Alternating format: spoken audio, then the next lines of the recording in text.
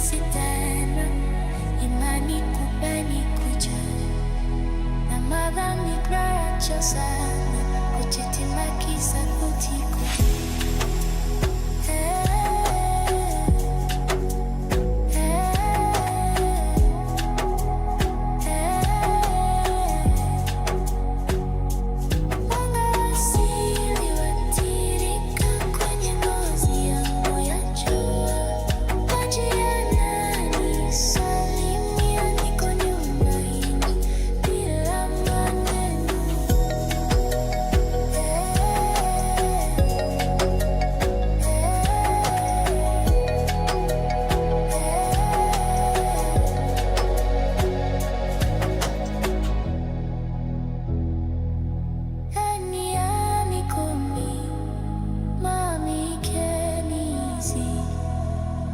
Kisini wadio sama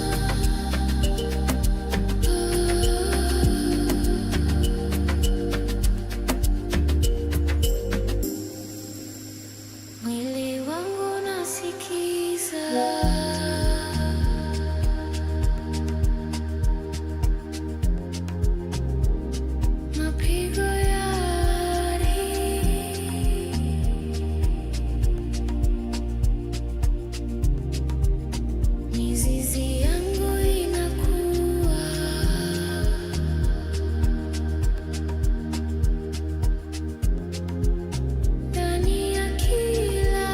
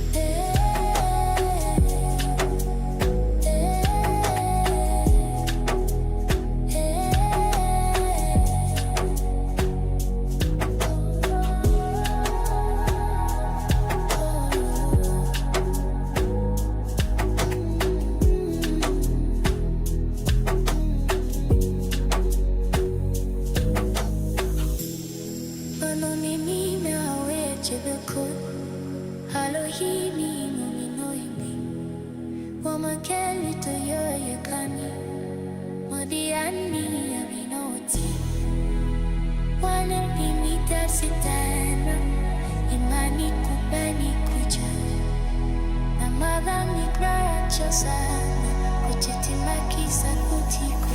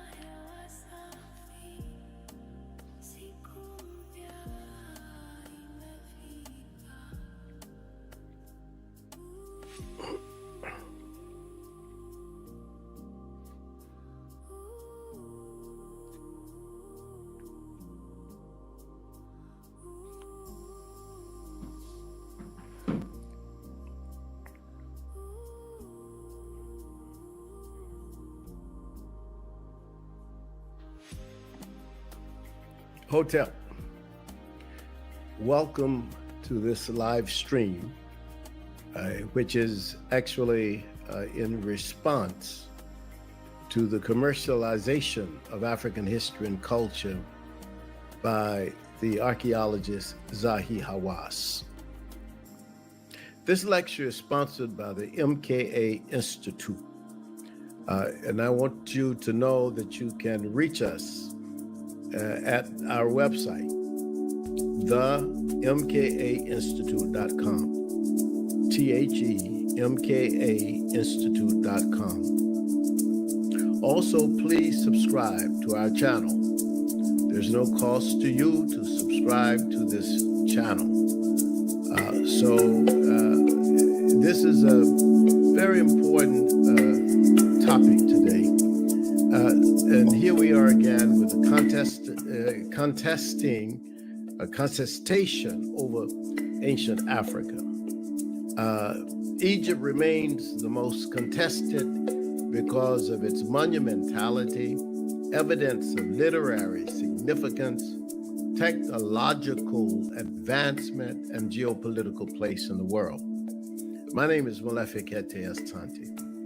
I am the author of over 100 books, actually 104 books, including The African Pyramids of Knowledge, The History of Africa, and Egyptian Philosophers. The African Pyramids of Knowledge was published by Universal Right Publications and the Egyptian Philosophers, published by African American Images, and the History of Africa, published by Routledge. For those of you who are here for the first time on our channel, I will give some background, some information, because you should know exactly why it was necessary, or we thought it necessary, for us to have this conversation with the public. I've traveled to Kemet, which is the ancient name of the country that is called by the Arabs Misr, M-I-S-R, and by the Greeks Egyptus. I've traveled there at least 10 or 15 occasions since 1991. I have been all over the country. I have led groups, sometimes as large as 60 people, to Kemet. My mother's ancestry extends to the Nile Valley in Sudan, among the Mahasi. I am a professor and the creator of the first PhD program in African American Studies at Temple University. I also introduced the first 2 classes on the classical language of Kemet for graduate students in African American Studies. We call it after Bilolo, Professor Bilolo Chikam. And we sometimes, of course, use the textual description as Merunecha, which is actually the divine words. Chikam we take from the Bantu language structure of identifying a language and then the people. So Chikam meaning basically the language of Kemet. At one time, the courses, and I want to say this too, because those 2 courses that are on the books at Temple University used to alternate between Professor Theophile Obenga and myself. And when Dr. Obenga went back to Congo, I ended up teaching those courses, and now they are taught by Dr. Kimani Nehusia and myself. So I'm not unfamiliar with Kemet. That's the point that I want to make here, which is, as I've always claimed, the proper name for ancient Egypt. It's not the name that the Greeks gave to the land, which is Egyptus, but the land that the Africans gave to it was Kemet. So I've spoken on the film that was made on Cleopatra from this same program, from the Malefic Santi Institute program. And I've defended it from the racists who wanted to steal African history. I have also defended and spoken here in Philadelphia in support of Calvin Hart, who was denied an opportunity to perform in Cairo because he had made the statement about ancient Egypt being a civilization of Black people. And there was no reason for anybody to deny him a right to perform simply because he is claiming the truth. So this is a major issue right now in Egypt itself, in modern Egypt, because in modern Egypt, there are very few Arab historians who take the position that the ancient civilization of Kemet was a Black civilization. And so what that means is that we have an unusual situation where people have occupied a country over several hundred years, and then they have, in effect, sought to claim that ancient civilization as theirs. It's almost like the Europeans in the United States claiming the civilization of the Navajo people, the Diné people in New Mexico, or the Spaniards in South America claiming the civilization of the Aztec, or the Mayans in Central America and so forth. This normally doesn't happen, but it has happened particularly in the case of Kemet, in the case of Egypt. This has happened. And I just want to give another piece of information, which I think is very important and very useful for those who don't know this story. The arrival in the 7th century, this era, which is sometimes called the Common Era, in the 7th century, the arrival of Arabs under the leadership of General El-Az brought in for the first time in Kemet, brought in Arab people en masse. And not only did they come to help the Africans on their request, to help them actually kick out the Romans, but they remained in Kemet. They remained in Egypt, and they built the city of Cairo, which is the first Arab city built in Egypt. And so they built Cairo, and they built it. It was a fortress. They remained there as a very significant population, and then gradually began to take over the country. Almost all of the country was taken over in the next 100 years. And then, of course, they began to encroach upon Sudan. And one of the things that we know is that it took actually much longer for Sudan to fall under this influence, because the Sudanese had fought very long and very hard. And it was only around the 16th century that Sudan was finally defeated. But it's important to understand this history, because if you don't understand this history, then you don't understand Zahi Hawass. Hawass is the ringmaster who seeks to downplay and therefore distort the Black African history of Egypt. He has done this for many years. And I often think that perhaps it was his education or his lack of education in the United States, because he was basically educated right here at the University of Pennsylvania. And University of Pennsylvania, during the time he was in school here, was not certainly a bastion of liberal or multicultural thinking. And Hawass came here, studied archaeology, and basically became, for Egypt, their principal spokesperson for a time about the antiquities of ancient Kemet.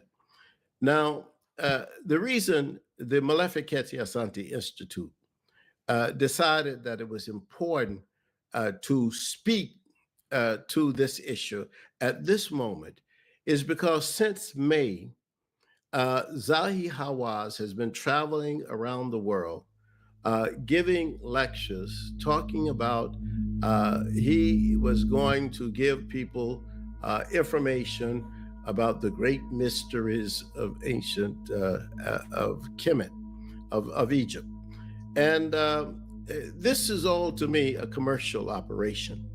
And because it's a commercial operation, it not only distorts Black history or African history and culture, but it also cheapens the concepts and the ideas, the philosophy, the notions that were fundamental to the moral and aesthetic ideas of ancient Africa. They're cheapened by what he's doing. Almost 20 years ago,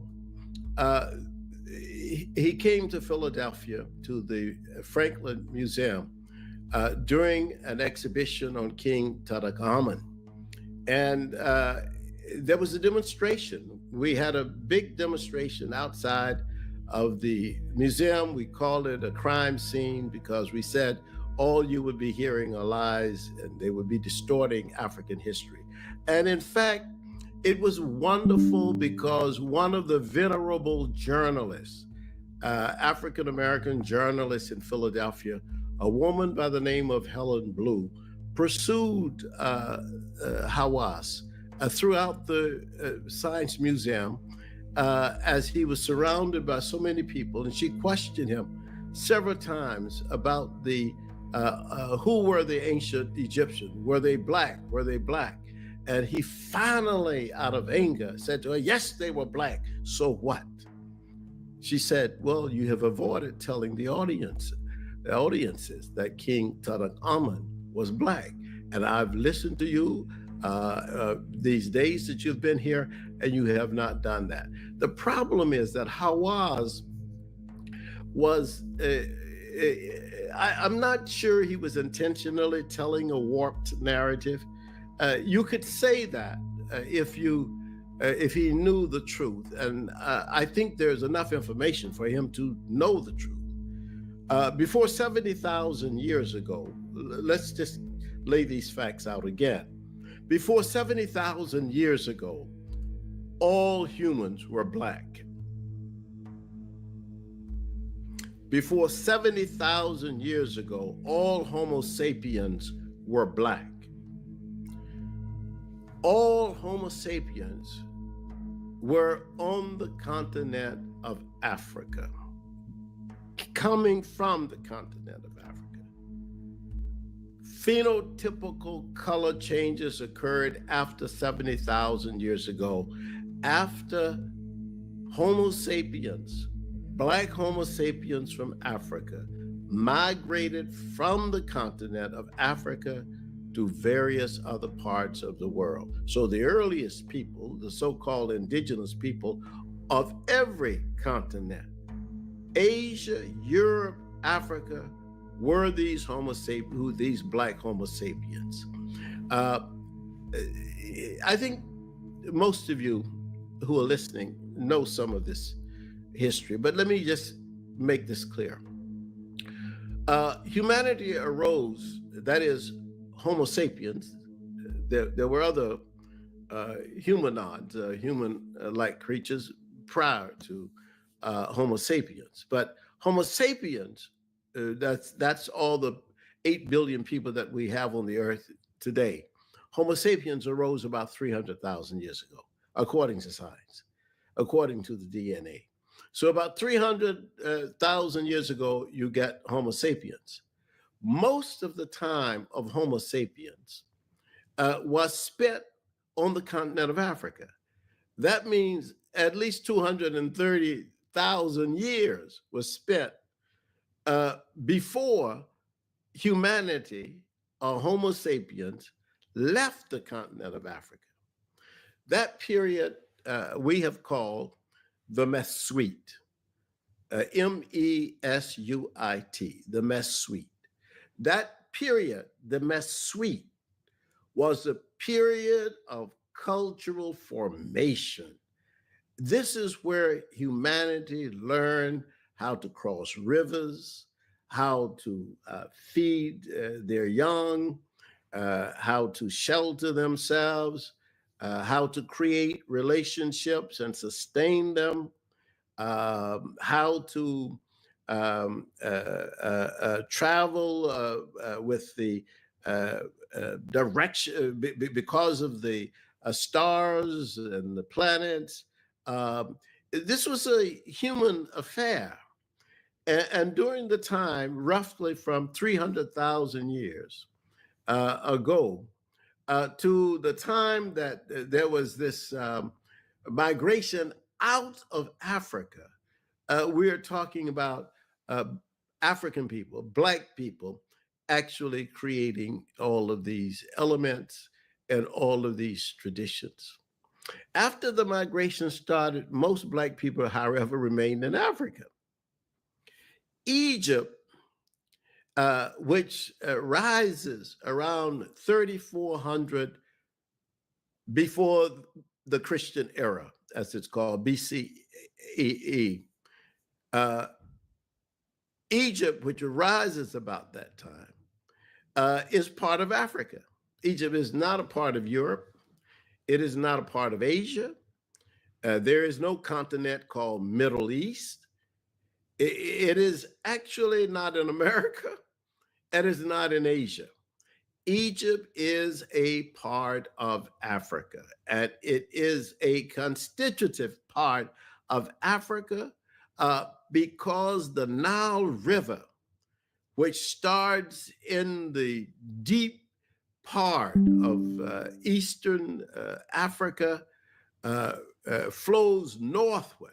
It's one of the few rivers in the world that flows northward, big rivers, flows northward to the Mediterranean, down to the Mediterranean from the upper, the highlands of Uganda and Rwanda and those areas. And it flows down all through Sudan, and then it is energized by the Abe River, which comes from Lake Tana in Ethiopia and gives it its power and energy, and it pushes it down through Sudan, northern Sudan, and through Egypt into the Mediterranean. This you need to know, because if you don't know that, when people talk about Upper Egypt and Lower Egypt, it's sometimes confusing, because Lower Egypt is the northern part of Egypt. The upper part of Egypt is the south. South is where the civilization starts, and it goes down the river. It doesn't go up the river, it goes down the river. And in fact, the founder of Kemet, the leader of the nation, the person who created the nation, who conquered 42 different ethnic communities and molded them into one nation, was a man by the name of Menes from the south. So Menes is a great leader, the great champion. And, I wonder sometimes, I often wonder, why is it that we don't learn in school about the person who created the first nation?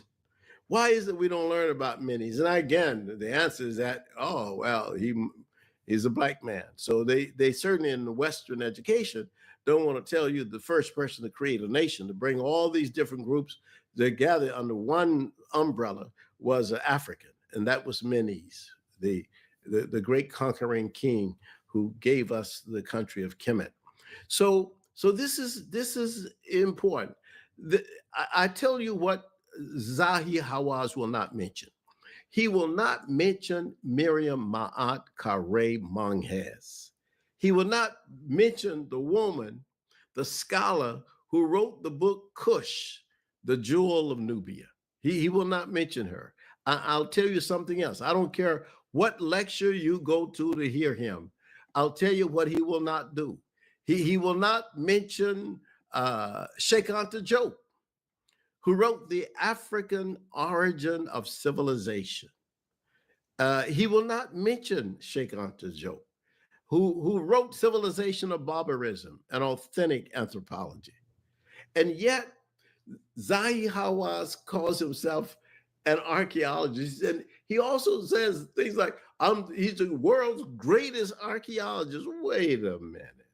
No, he is a person who spent most of his life actually at Giza, at the pyramids, and not only spending his life there, but also taking, as some of the Egyptians told me, taking advantage of other people's discoveries and claiming that they are his.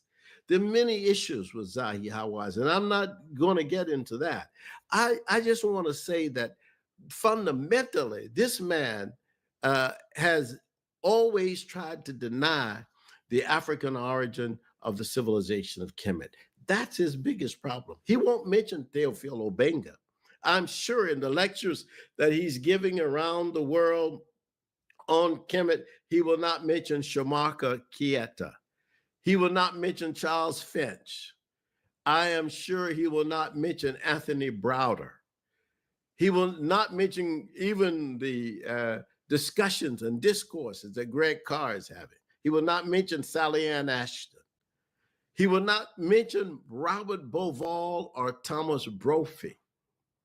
And I'm telling you that he will not mention these people, these numerous scholars who have argued positions and who have spoken straight to the issues that supposedly he is interested in about ancient Kemet, he will not mention them. He will not mention Jacob Carruthers or Maulana Karenga or Mario Beatty. He definitely won't mention Karenga, who wrote the massive book on Ma'at, the moral ideal in ancient Kemet, which is, even until this day, the most profound philosophical book written about ancient Kemet. So if you're going to talk about Kemet and you don't talk about Willie Cannon Brown, who wrote the book Nefer, the aesthetic ideal in ancient Egypt, if you don't talk about these African scholars who have written on this stuff, then what you're trying to do is to mislead the public and to give them false information. He will not refer certainly to any of my books on Egypt, not even the Egyptian philosophers. And the Egyptian philosophers is a first book that we have in English dealing with the ancient Egyptian philosophers who were philosophers long before any European philosopher, long before any Arab philosopher. The Egyptian philosophers, these are African philosophers who lived on the continent of Africa. Not only lived there, but observed and wrote about their experiences and also tried to teach humanity how to live their lives. He won't mention the African pyramids of knowledge. Now, let me just say a little bit about the, let's say basically about both of these things, the Egyptian philosophers and the African pyramids of knowledge. And let me talk first about the Egyptian philosophers. The earliest philosopher that we know of was Imhotep. Now, all school children should know Imhotep. This is a human being who built the first pyramid. That's the architect who built the first pyramid. This is a Black man, and he is not in the text so that people can see that this is an African contribution. You will not see that. You will not even hear a Hawaz talk about Imhotep, this African philosopher, not an Arab philosopher, not a European philosopher, not an Asian philosopher, somebody right from the continent, a Black man, was the first builder of the pyramid. No pyramid existed in Kemet in Egypt before he built the first one. So that's important. But it was not just Imhotep as a philosopher. Amenhotep, the son of Hapu, is said to have known all there was to know in his day and age. Amenemhat, Dwarf, Mary Kari, Amenhotep, who also gave us philosophy to live by, Dwarf, the philosopher Dwarf, the philosopher Akhenaten.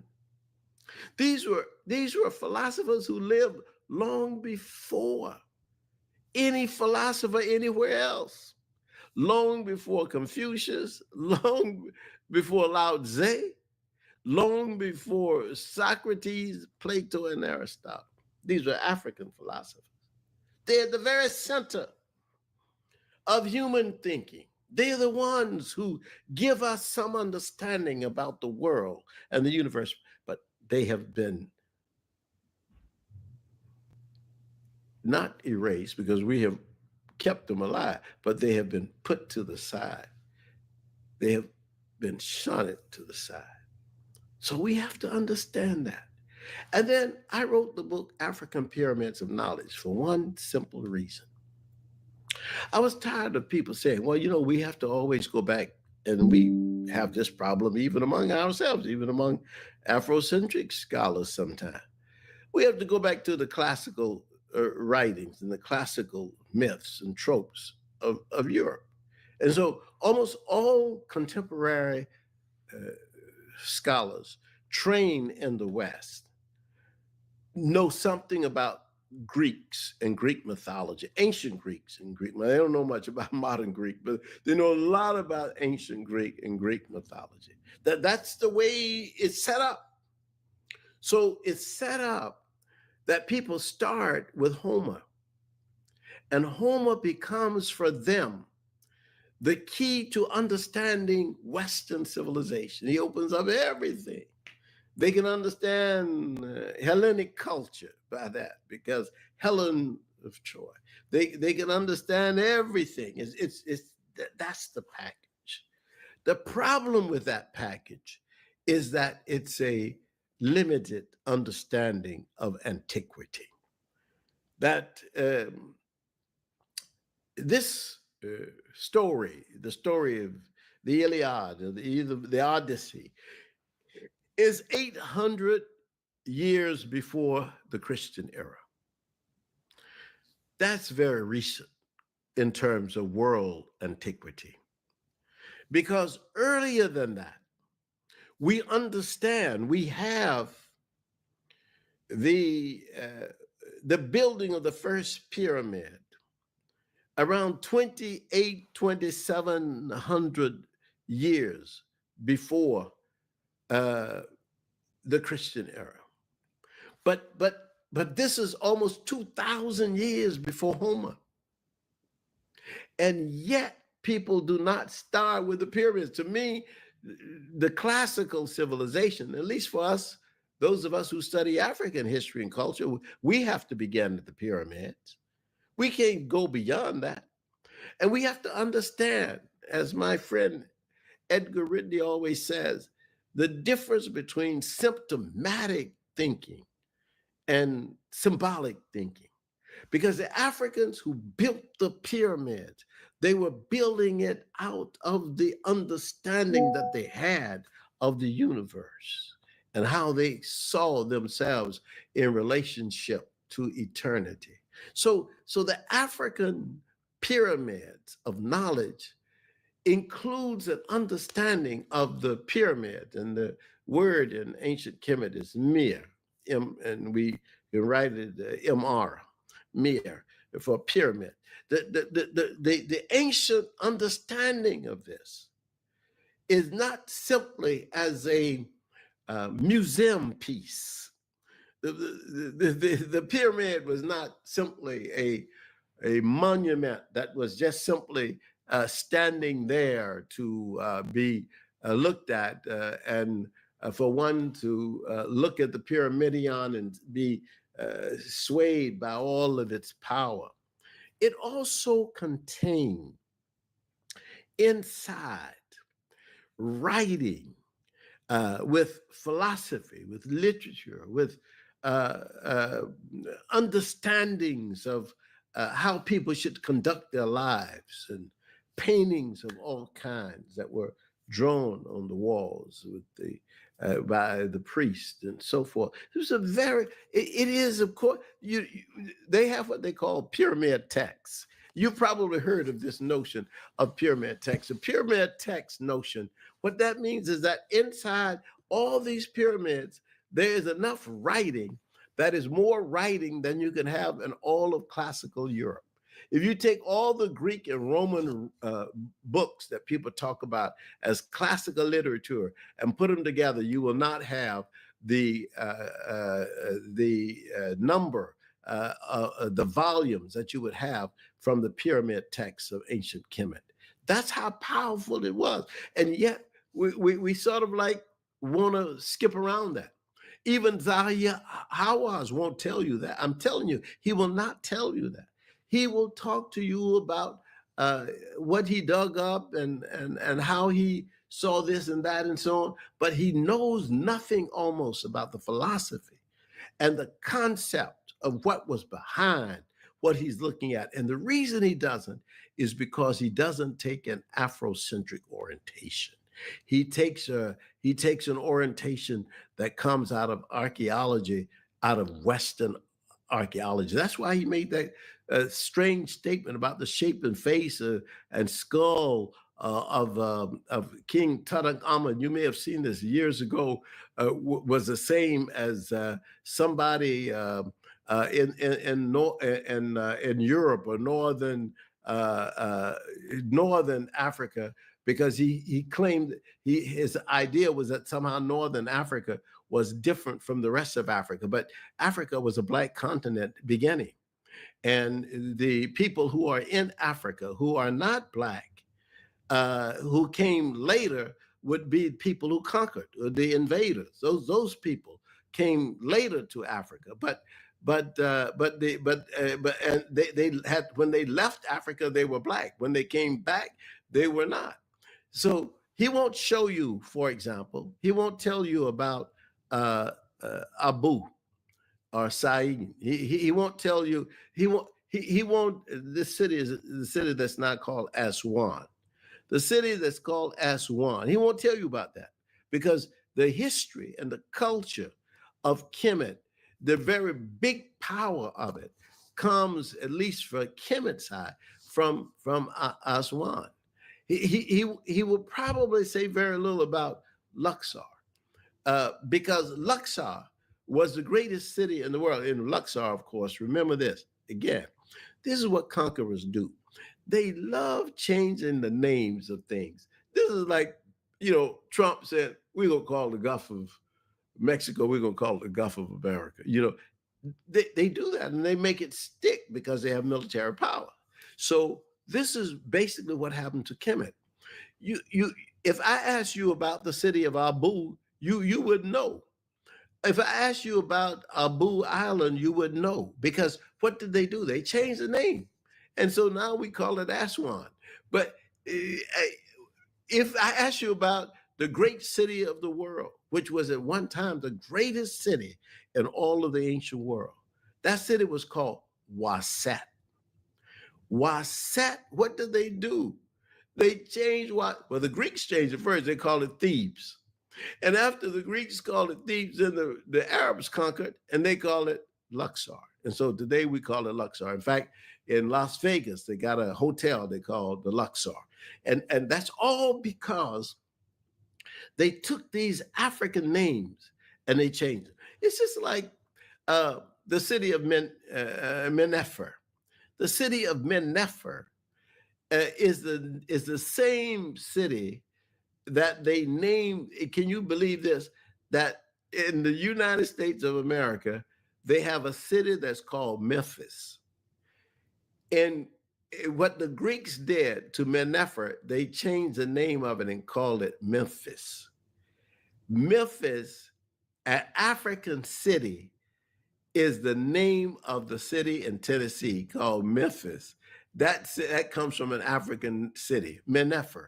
But do the people of Memphis know? No. They Memphis. They may think Memphis is Greek, but it was the Greek way of changing the African name Menefer, the beautiful wall. They took that name and then they changed it to Memphis, you see? And then even segregation is in Memphis. So we happen to have we name our city Memphis, right? It's an African name. So he won't tell you about that. I'm telling you, Zahi Hawass will not tell you even about the African wig room. When I have taken groups, many groups, and others of you have done this too, I'm sure, who've taken groups to Kemet. In the old museum, they've just opened up the new museum, but in the old museum, which had been started by the French, that old museum had a room that was called the wig room. But you couldn't, if you didn't ask somebody, you wouldn't know where to go to find the wig room, because the wig room was sort of hidden. It was not on a tour guide would not take you to the wig room. It was one of those places that I found by wandering around in the museum myself. And then I would take all my groups to the wig room. Why? Because in the wig room, all you saw was African hair. And all the wigs were African hair. So it is a stunning thing. I am not sure, given the direction that I saw happening in Egypt, I am not sure that the Arab government or people in charge, custodians, still have the wig room in the new museum. When you go, those of you who will go before me there, go there and ask them, you want to see the wigs and see what they have done, because I have pictures of the African wigs. This was a powerful thing, but it was not seen. All the white tourists coming from Italy and Greece and Russia would not see the wig room. They would not be shown the wig room. But all the African American tourists who were with people who come from the time of Yosef ben Yochanan, we would go and we would see the African wig room. It's extremely important to see. So this, I'm telling you this, that Hawass will not tell you that Egypt was a Black African civilization. He would never say that. He would not say that because the Arab establishment in Egypt would be shocked, particularly since so much of what they have done is to attack the African population of Egypt and to sideline the African people so much in that country, so that some people go to Egypt and come back and say, well, I didn't see any Black people. Well, there are Black people all over Egypt, and there are definitely Black people in the southern part of the country. And those people have been there for thousands of years. He doesn't show, Zahi Hawass will not show you the connectivity between Kemet and Kush and other African civilizations. He would act as if somehow Kush and Kemet were on different continents, when in fact they flowed into each other. The confluence of those cultures was such that there was such intermingling between these two Black civilizations, not one Black and one white. They were both Black civilizations in antiquity. So people say, well, how could that be? They fought each other. I said, just like France and Germany fought each other, and they're two white civilizations. That's how Kush and Kemet were. They were civilizations that were contiguous to each other. And so, yes, there were times that they had differences and conflicts, but for the most part, that civilization remained the same basic civilization. And the Kushite civilization was what restored the civilization of Kemet when they were losing it. It was the Kushite people who understood the ancient traditions of Kemet.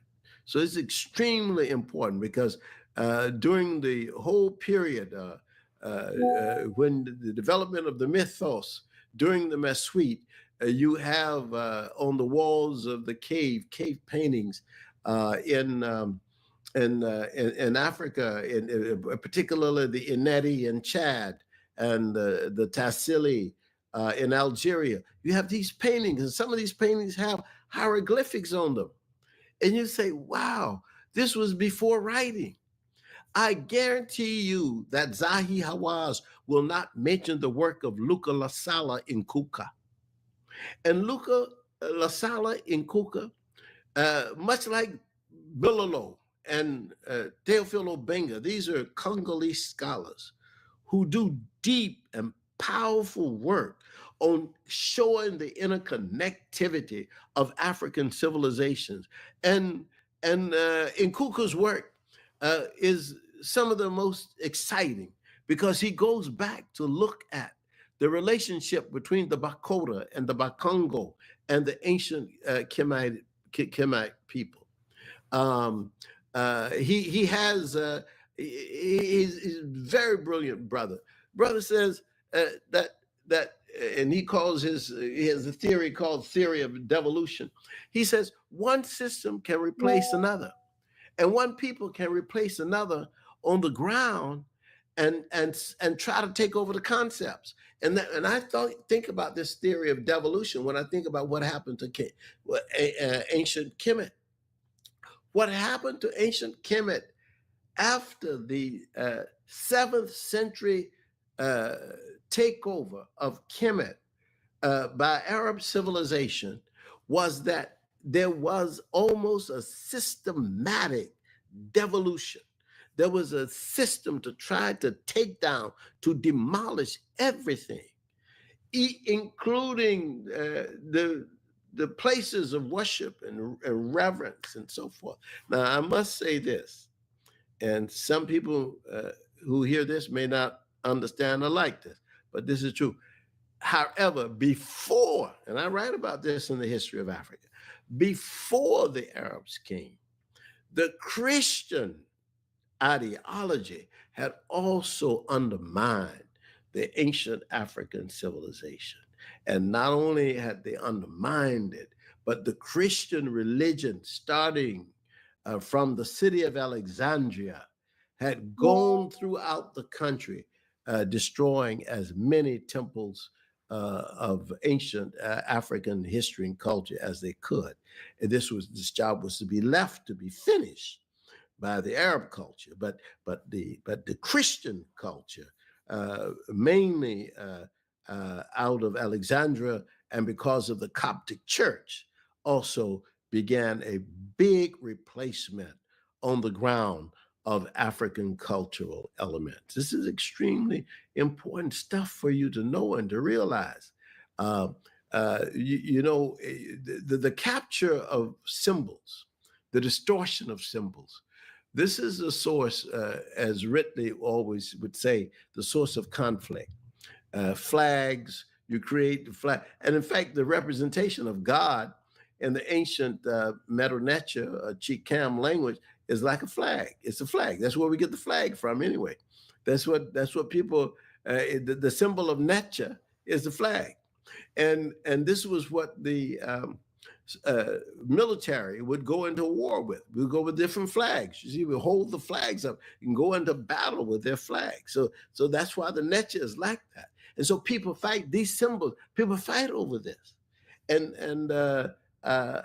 But if you know that, if you understand this, you will also understand that Zahi Hawass has no respect for what was done by Boval and Brophy when they discovered Nabta Playa again.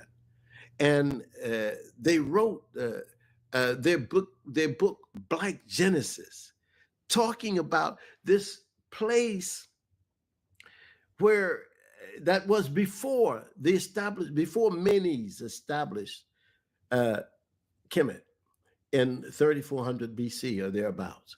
Before that was Nabta Playa, which is now out in the desert. But that was a place that obviously it had great circulation of humanity working and trying to align sculptures with the stars, with the sky. But even before Nabta Playa, now this is sort of off of Kemet. This is South Africa in Mpumalanga. You have Inzalo Ilanga that is said to be 100,000 years old. I told you humanity starts 300,000 years old, but they have dated Inzala Ilanga to 100,000, which leaves 200,000 before. But that's old, and all of that is much older than Kemet. But Kemet is important because it is the monumental flourishing of African thoughts coming from the south, going down the river. That's the power of it. The notion that they have to try to erase African history in today's Egypt is one of the worst intellectual distortions or dishonest things that you can think of. Nubia, Kush, Ethiopia, Merowe, Somalia, or Punt, all these civilizations are interconnected, and they all represent African achievement. Colonialism always seeks to erase the civilizations that existed before, whether Arab or Europeans, they do the same thing. They want to control the narrative of the pyramids in Egypt. So you can do a lot of things. Initially, they used to say, well, aliens built them, because the idea was that Africans could not build the pyramid. How could the African build a pyramid? We enslaved Africans, right? So how can they build a pyramid? So to keep the African out of the picture, you say, well, aliens built them. Aliens came out of the sky and built these pyramids and then left. And then you say, okay, but we can show you that human beings built them because we got documents. They said, well, no, it was the Arabs. But then you say, well, but the Arabs didn't even come into the 7th century, this era. They were not even there in the BCs. So they just came. So how do they do it? Particularly when we know that the earliest pyramid was around 27 or 2800 BC. There were no Arabs in Kemet at that time. There were only Black people. And we know that Lake Tana in Ethiopia provides 80% of the water to Egypt. It comes from Lake Tana. Ethiopia, in fact, is the main source of Egypt's water. And people forget that sometimes. I want to say something else, and I'm going to try to bring this to an end, but all early representatives of gods were Black. All founders of all religions in antiquity were Black. I'm telling you this because Higgins was correct. In Anacalypsis, what did he say? He said, the further we go back and the more we look, we found the Black complexion in every case when we go to the beginning. It's all back there. It's as far as you go. All the images of the divine are Black, the farther back you go in humanity. It's logical. It's logical because humanity was Black. The pyramids, these repositories of African wisdom, are important and significant. And I think Hawass is an unfortunate representative of Egypt. He does not know the language as far as I can. I've followed him and watched his videos and lectures. He doesn't know Chicam. And he doesn't know the philosophy of Africa. He doesn't know the interconnection between the civilization of Ethiopia and Kush and Meroe and Kemet. In fact, he wants to isolate Egypt as if it is a singular civilization only identified with Arab people and Arab culture. That is totally misleading and is false on the basis of it. This is what the Europeans tried to do before the Arabs, because the Europeans, when they discovered ancient Kemet, in the 1700s and so on, they were saying, how could the Africans have built this civilization? How could this be? This could not be them. It had to be somebody else. I mean, and even if it were them, then it's not African. And this is why school children in Buffalo, New York once told me when I asked them, on what continent is Egypt? And they said Europe. These were 6th graders. And the only reason they would have that image that Egypt was somehow in Europe was because that was the ideology that had been promoted over and over again, that Africans could not build this civilization. Of course, that's a stupid idea. I mean, Africans knew all along that this was a stupid idea, but this was the idea that Europe promoted. And so once Europe had lost that battle, and they lost it to Sheikh Anta Diop and Théophile Obenga in 1974 at the Cairo conference on the peopling of Egypt. They lost that battle then, but they lost it over and over again. I mean, it is a silly argument. I mean, particularly even if you go back and you look at Herodotus, Apollodorus, and all those people who talk about the ancient Kemetic people being black skinned and so forth, you would lose that battle. But they still were trying to maintain that it's Europe who created these pyramids.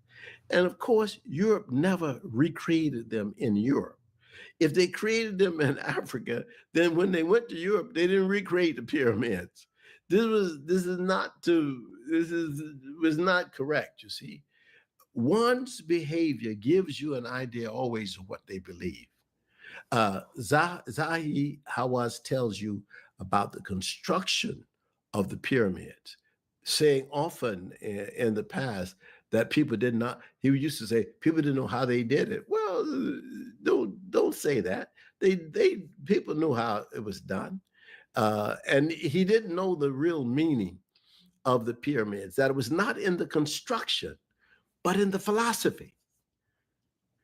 It was in the meaning of this, you see. It was actually in the concepts. It was that the monumentality was simply a reflection of what people thought, you see. And one can study ancient Kemet by word lists, looking at a list of words from different cultures, colonial writings, hairstyles. And I mentioned that to you. Names of places, herding practices, burial practices, the belief in the afterworld, kingship practices. And I've looked at all of this. I've done this. And we can look at the languages, you know, and try to understand the language of ancient Kemet, you see, because there's a relationship between Chicam, Zulu, for example, and Luba, or Isizulu, and Luba, and Wolof, and many other languages. There are correspondences. And there's an interesting other notion that I want to just leave you with too, and that's the notion of Septepi. The Septepi is a part of the Mesuite in this sense. The Mesuite would be the physical period of time between the origin of Homo sapiens all the way to the period perhaps of agriculture around 1200 BCE, or you can take it all the way down to the period of writing, which is around 3400 BCE. They call it Mesuite. But what the ancient Kemetic people had in their philosophy was something called Septepi. And Septepi was the time before time. It was that occurred, that happened, that prepared, that created, that organized everything. And then when time came, then everything starts, you see. It was a deep philosophical concept.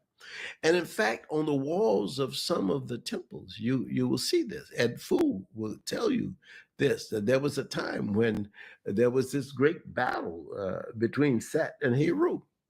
This was during the Septepi. This is not in contemporary time. This was a time before time that they had this, you see.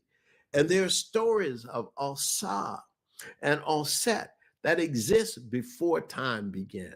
Time begins when Heru takes the throne and becomes this king, you see, who is in charge, this Purah, the great house. Robert Bauval, who wrote the book Secret Chamber, before he and Brophy wrote their book Black Genesis, he argues that the ancient text proclaims great is the Ma'at, enduring in its effectiveness, for it has not been changed since the time of Al-Sa. This is the time of Al-Sa, is the first time. That's a Septepi, you see? Time before time. The first time, then when time really starts, it's the second time. But first time, Septepi, that's the time. This Ma'at existed. It endured. It has not been changed since that time. This, you know, it really excites me to talk about this because it's the ideas that matter. You see, Sahara was not always desert. We know that. And you can't just think that, that there were no civilizations before Kemet. There were, you see. And those civilizations influenced Kemet. Apollodorus, who lived in the 1st century before this era, said that Egypt was a country of black people. And he said that Egyptians captured the country of the black-footed ones and called it Egypt after himself. This was a Greek writing, this, of course, that's a Greek thing. But Kemet was what the people called it. Aristotle said, who was a disciple of Plato, in a naive way showed that the Egyptians were black. He says those who are too black are cowards. This is what Aristotle wrote this in Physiognomonica. I remember it, reading it when I was a student. He says those who are too black are cowards, like, for instance, the Egyptians and the Ethiopians. But those who are excessively white are also cowards, as we can see from the example of women. The complexion of courage is between the two. So that's where he puts the white man. You see what I mean? That is naive and stupid, but he's letting you know that the Egyptians and the Ethiopians are the same complexion. They're both black. And that Herodotus, of course, had also said that in the 5th century BC, because he says, very interestingly, that the people of Colchis were blacks, and that they were black because they had black skin and woolly hair, that they were Egyptians, he said, because they had black skin and woolly hair. And that some people told him, this is what Herodotus says, he says some people told him that they were the descendants, these Colchians were the descendants of the soldiers of Senusert. Senusert was the the Pharaoh general who had led an army all the way over to the Black Sea. So I'm just saying to you that there's so much more to know than what Zahi Hawass will tell people. He will not tell people the information that is necessary for them to have an understanding of anything about life. The ritual of initiation, the whole notion of libation. Kimani Nehusi, one of my colleagues, talks about it in his book, Libation, an African Ritual of Heritage in the Circle of Life. If you don't have that book, you ought to get that book. An African Ritual of Heritage in the Circle of Life. That libation goes all the way back. This ritual of initiation is all over Africa. All people do it. all the communities. And all communities strive to achieve the ultimate good and truth. That's the African concept. That's the Ma'atic concept. Nadav, another colleague of mine, talks about Ma'aticity. The notion of trying that to be human is to live truth, righteousness, justice, order, harmony, balance, and reciprocity. Ma'at. And so that's Ma'aticity. We strive for Ma'aticity. The Africans talked about the doctrine of transmigration of the soul and reincarnation. This was talked about by Africans before anybody in the world. The concept of the God King or the God Queen, that was African. This was, and also a couple of other things. The idea of aspiring for great good, because if you are good, you're looking for health and wealth and long life, and goodness is what helps bring all this thing. And you see this every day. I mean, the Yoruba culture believes in this very deeply. That to be good, you will have health, wealth.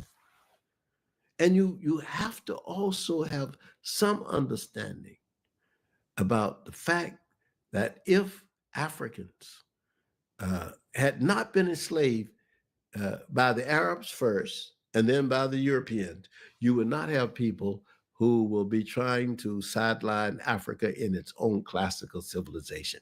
That is the craziest thing in the world, it seems to me. But that is exactly what Zahi Hawass and many of his colleagues who have attacked me and Obenga and Sheikh Anta Diop in the newspapers. I've read it recently last year, about this whole question of Kemet. He will not speak about Imhotep. He will not tell you about the first queens in the world, Sobek-Nefru and Hatshepsut. They were black. He won't tell you that. And I'm saying all of this to tell you that this guy is responsible for trying to kneecap African culture and history at every turn. Like the Bennu bird that the Greeks called the phoenix, the Bennu, B-E-N-N-U, the Bennu. The Greeks, again, I told you about renaming, they call it Phoenix. And so we got a city in Arizona called Phoenix, but it's actually an African word, African concept, the Bennu, the Bennu. We will continue to rise with truth. What then is the purpose of Hawas's lecture tour in America and elsewhere? I think it's a commercial venture. It's a commercial enterprise, not a knowledge one. It is to get more tourism for Egypt, and that's fine. I think there should be more tourism to Egypt. I don't have a problem with that. But I hope you understand that it is not about advancing an understanding of the African episteme. It is more about, from what I can understand, it is more about Hawass himself trying to promote himself as a great archaeologist. But he's an archaeologist who who has a very limited understanding of ancient African history and culture and philosophy. I thank you very much for listening. We will have many more discussions and conversations with you. But as I say, please look at the Malefikete Asante lecture series, subscribe to it. That will help us. And also, if you want to go to our website and make a donation, you can do that at www.themkainstitute.com. I thank you very much. Hotep. Thank you very much, Dr. Ade. I'm delighted to be here. I honor the ancestors. I sing Oriki and Ezebongo to all of them. I have spoken on decolonizing education in several venues in the world, in Australia, South America, Russia, the UK, South Africa, Brazil, Colombia, Japan, China, Canada, and of course the USA, where the owners of the land completely lost their continent and their culture. It is always true that the worst loss is always to lose one's mind. I do not speak today of decolonizing or decoloniality because I work at freeing myself from situating Europe in the middle of Africa's historical narrative. I've urged others in the world to recenter themselves so that the narratives they tell minimize the role played by invaders and intruders. The European experience in Africa, for example, the home of Homo sapiens, is a small dot on the broad plane of 300,000 years of humanity. Most of that time, nearly 3/4 of that time spent on the continent of Africa. We should not periodize our history by the coming of the Europeans. We should understand that the processes of history, particularly when it involves invasions and intrusions into cultures, we understand domination, the notion of hierarchy, the bringing of patriarchy, and the bringing also of what has been called racism. We will have a conversation about that a little later. But this lecture today, this annual Afrocentric lecture, the inaugural one, and I really appreciate my faculty, my students for allowing me to at least say a few words today on this inaugural lecture, is really intended to refocus intellectual discourse in the way that we see humanity, because we have always argued as Afrocentrists that there is only one race, and it's Homo sapiens. And that Homo sapiens were originated on the continent of Africa. Homo sapiens developed the first civilizations on the continent of Africa, and Homo sapiens developed human values on the continent of Africa. So this is all important for us to understand, that this is the very basis of our tradition, the very basis of our appreciation for ourselves and for others. But I have always thought that our ancestors, even in North America, as well as certainly around the world, have often bent like the palm trees of the tropics, but have always returned to strength. But I would like this day to lay something very heavy on you so that we take up the task for which we have been prepared. My topic, you have seen it announced, is about many things, but it's about illusions. It's about delusions. And the idea of illusions and delusions have come to me simply because when I try to assess the reality of today's world in terms of the spread of the doctrine of white supremacy, I see a lot of delusion. And I think that for some of us, there may be illusions. Illusion is a thing that is or is likely to be wrongly perceived or interpreted by the senses. You know, sometimes we say there's an optical illusion, caused by atmospheric conditions. Sometimes people see the appearance of a sheet of water in a desert, and they think it's water, but it's not water, you see? That's an illusion. And there are four types of illusions.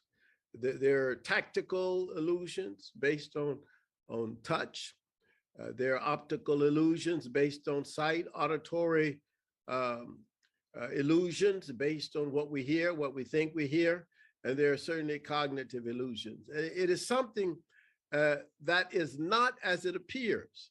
And that's why I think that part of what we're dealing with, when we are dealing with the problems of the doctrine of white supremacy in knowledge and information, we now like to talk about epistemologies of the South, for example. The reason we talk like that is because we are aware of the doctrine of white supremacy that has basically dominated all Western education.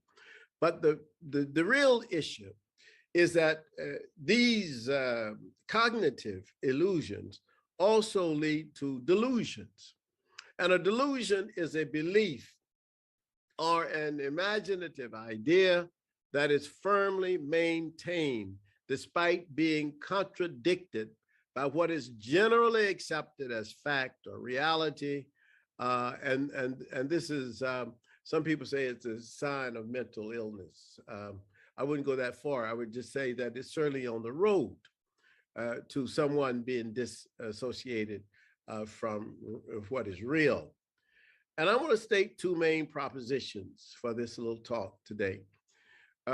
One is that the structure of education, particularly for African people, in wherever we are, whether we're in Brazil, as many of you may be, whether we are in Colombia, in South America as well, or whether we are in Lagos, Nairobi, or Cape Town, or Shawani, whether we're in Miami or Boston or Los Angeles or London, or right here in Philadelphia, where I am. The structure of our education has been corrupted by the doctrine of white supremacy. And that is a real problem. And it is a problem that leads to delusions, and particularly on the part of people who consider themselves white. Second proposition is that the African people must completely break free from the encapsulating, stifling, and culturally demeaning educational curricula disseminated around the world by the Pan-European Academy. Even that academy that disseminates this doctrine even to African universities. I've been to many, many African universities, and I see the same Pan-European Academy that I could see anywhere else in the Western world.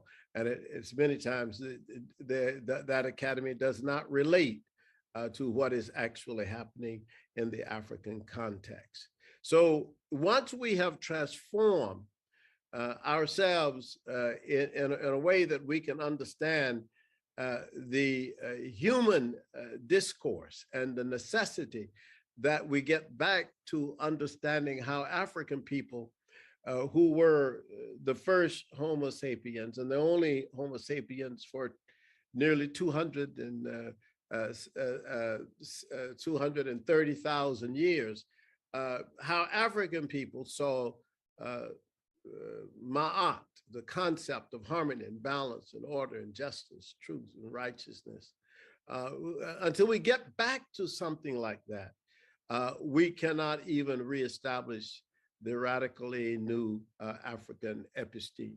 And I think that is essential, particularly for a world that has gone so wrong by virtue of Europe's domination.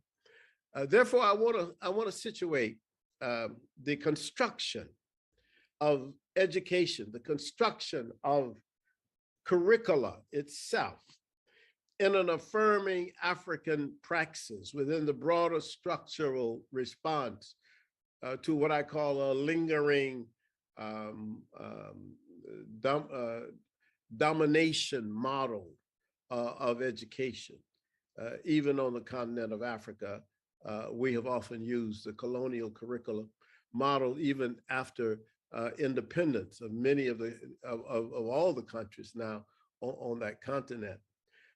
So what that means is that we inherited, as we have in the United States and as we have in Canada and in the UK and in Brazil, we have inherited from white supremacist ideologies the notion of a hierarchy of what we call even the hierarchy of everything, the hierarchy of humanities, social sciences, and the sciences.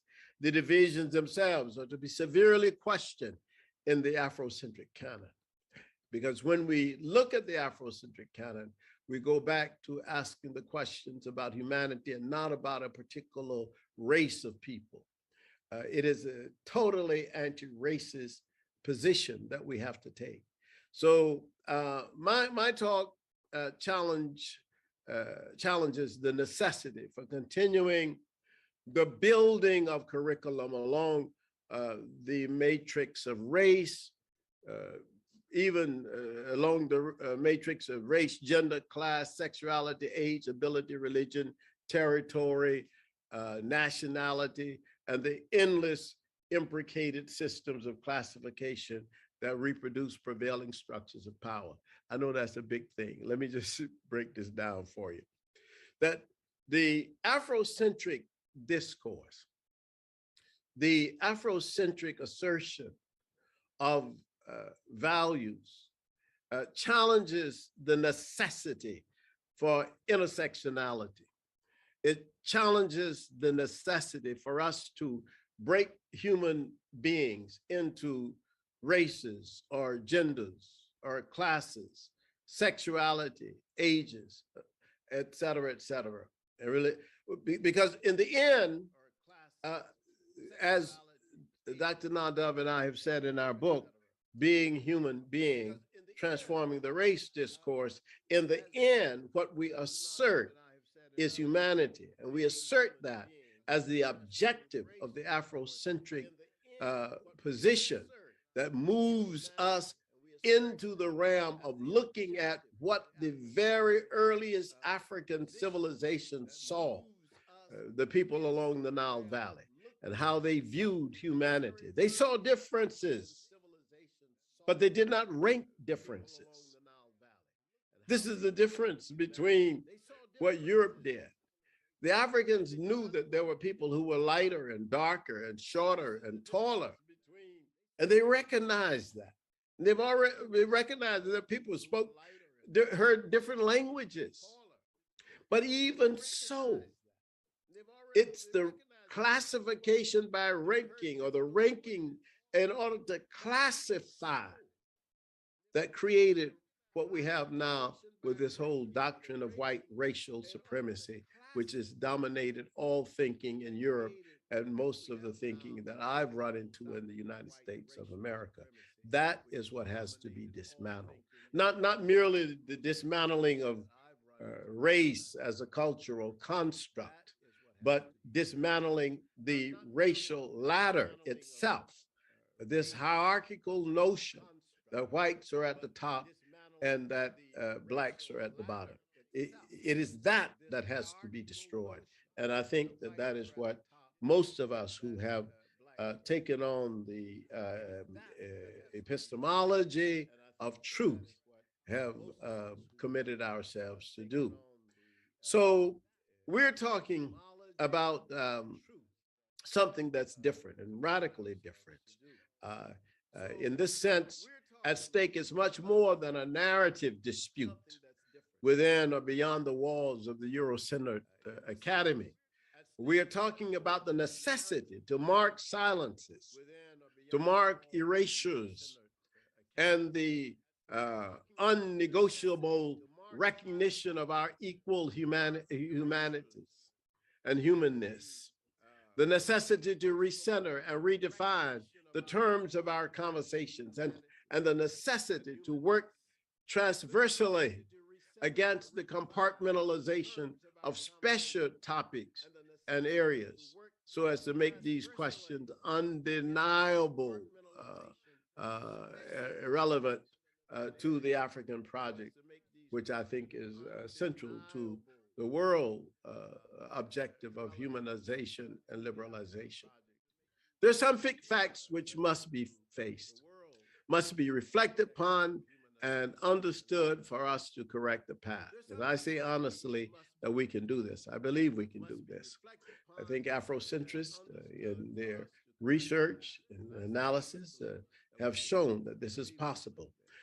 Take some examples from American history as instructive, and I'll give you three, and then we can even talk about more. But I choose to speak of these three because they have come to my attention recently through my own reading.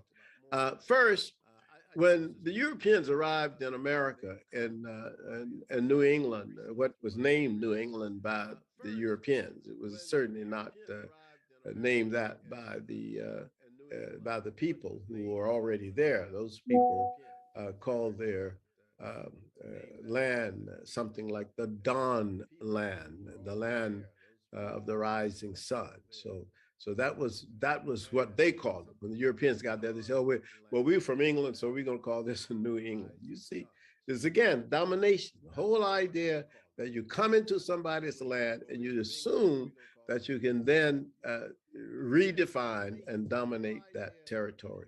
That's precisely the first crime against the indigenous people, the people who are already here when the Europeans arrived. Because when they got here, they found here human beings living their lives here, raising their families.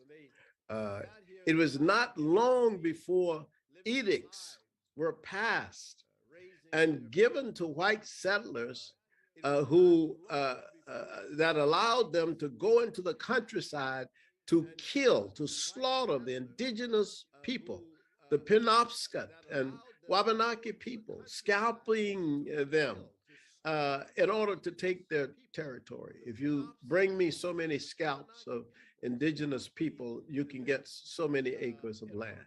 That was the bargain that was often made. Hundreds of these edicts were given by the white settlers when they came into a territory to encourage white people to go out and take the land of people. This was not just done in North America. I mean, I was traveling some years ago in Argentina and discovered that the same thing happened to the indigenous people in the south of Argentina, Terra del Fuego. It's the same sort of thing. This idea of going out into the countryside, killing native people, and then taking their land. That happened in the United States of America as well. And this is part of why there is this big outcry now on the parts of some people of European descent about what they call this critical race theory, I guess, this whole idea of saying, let's look at the history, the history that has been taught in the United States and raise questions about it and say, okay, this is the way it was, but now let's correct this and let's move on in a more positive way. But there are people who don't even want you to raise the questions, but the questions have to be raised, because when you start looking at the text and you look at the edicts, the laws that are that are available to look at, for example, in New England, you see these edicts that are calling for the scalping of indigenous people. So what is this about? What are these hundreds of edicts that were given by the settlers? What does this mean? What does this mean when the people who themselves say they are Christians, who are coming, and yet they accept these edicts as a way to go out and in their judgment and their understanding of the time to destroy what they call heathens? If people were considered heathens, then they said, well, then it was all right to do this. I mean, what God would give people the right to do that? But that's what they believed. They accepted that belief. This was, they believed that that they could do this and that this was correct. And yet, if you ask most white Americans, they believed that it was the Indians who were responsible for starting scalping, that the Indians scalped whites. And in fact, all of the films, many of the films, the old films about Native Americans, you would have them scalping white people.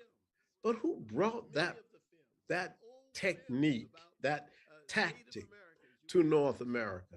If you go back and you look at the earliest documents of the settlers coming from Europe, that is precisely their pattern and not the pattern of the native peoples.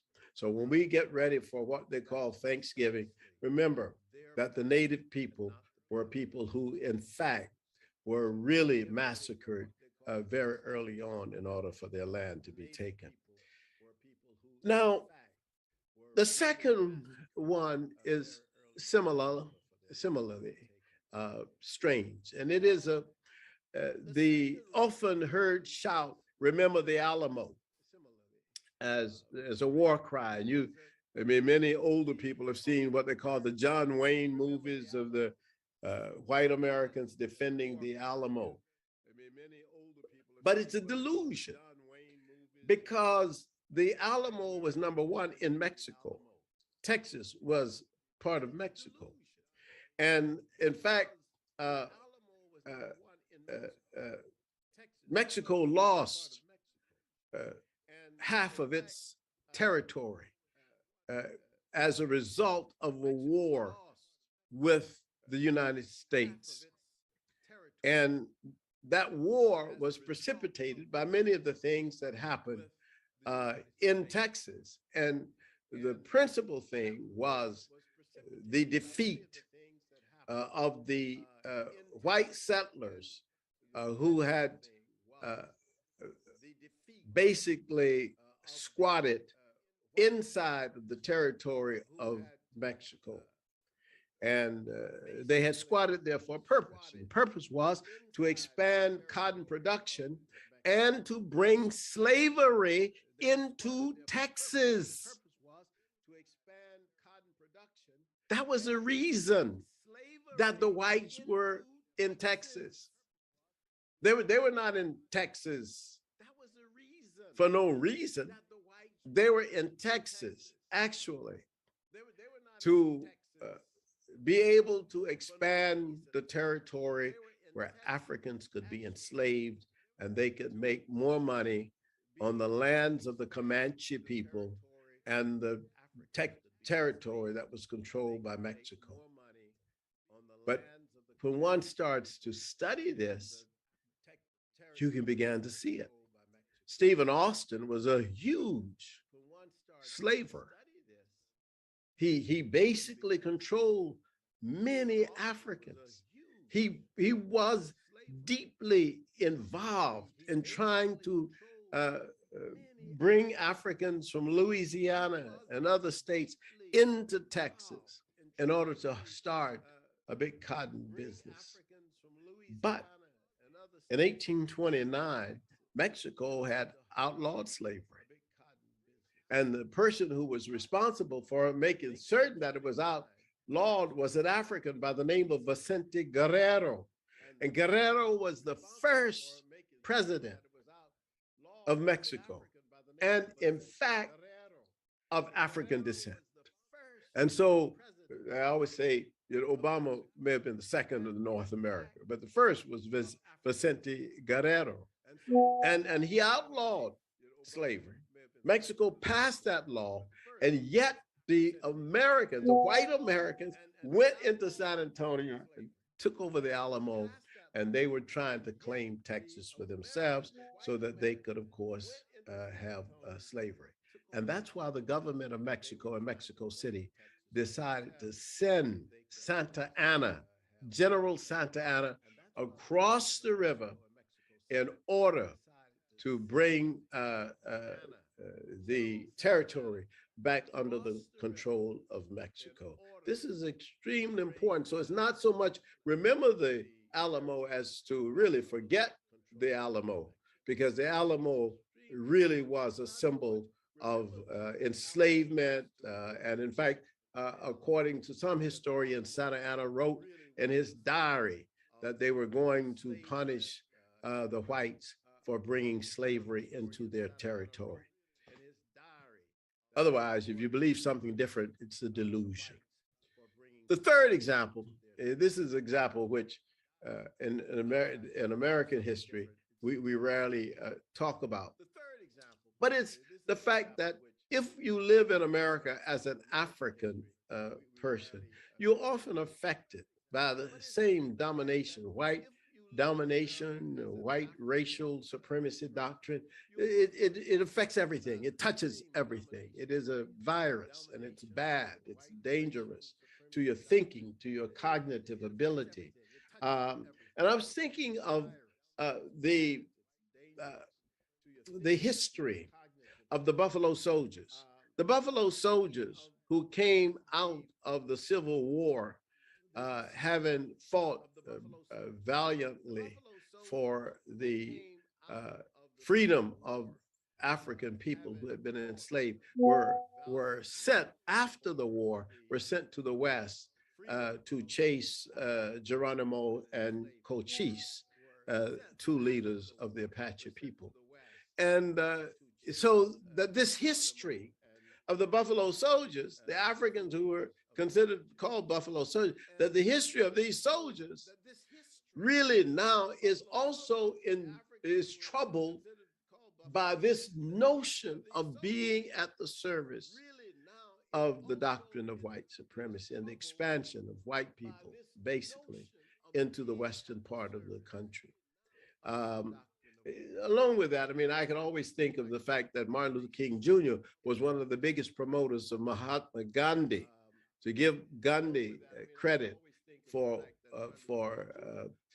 his notion of nonviolence, and yet, of course, King did not know that Gandhi considered the Africans in South Africa savages and primitives and not equal to the Indians in South Africa. I mean, in fact, Gandhi was a very big racist, and a very big racist even against many of the Indian people in India, particularly the Sudras and the Dalits. But that's another question. But I'm just saying that all of this is affected, I believe, by the doctrine of white supremacy. Now, how do we start to dismantle this? First, I think Africans have to see that we are terrorized by the construction of knowledge imposed upon us during the European conquest and domination of African people from the 15th century. If we do not admit and understand this fact, we will be disinclined to emancipate ourselves and others from participating in the domination of the white world, its domination of us by the white world, this sort of crusade for economic, political, and social domination of the world. In fact, we've often been carriers of that ideology for too long, believing in the falsification of history promoted by major white intellectuals.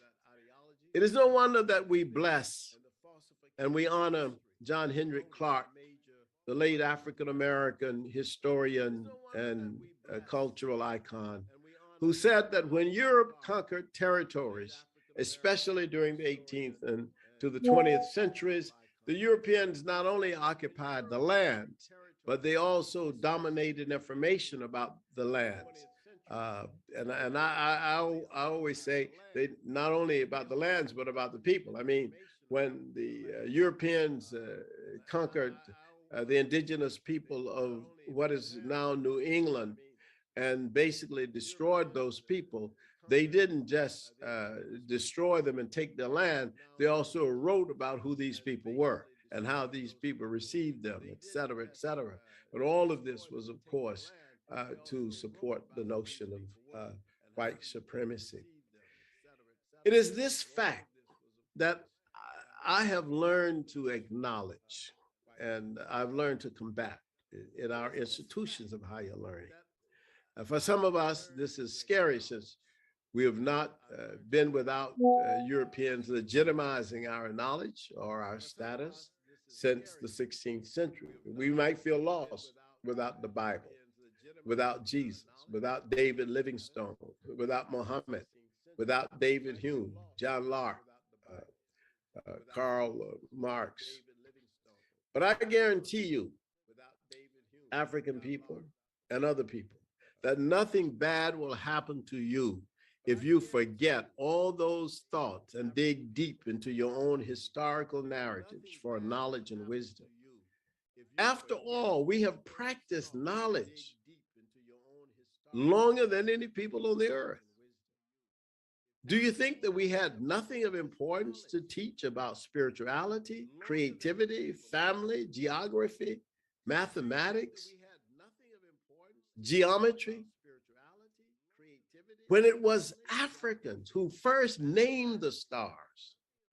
It was Africans who first gave names to the days of the week. It was Africans who created the calendar and gave meaningful names to children that reflected ancestors.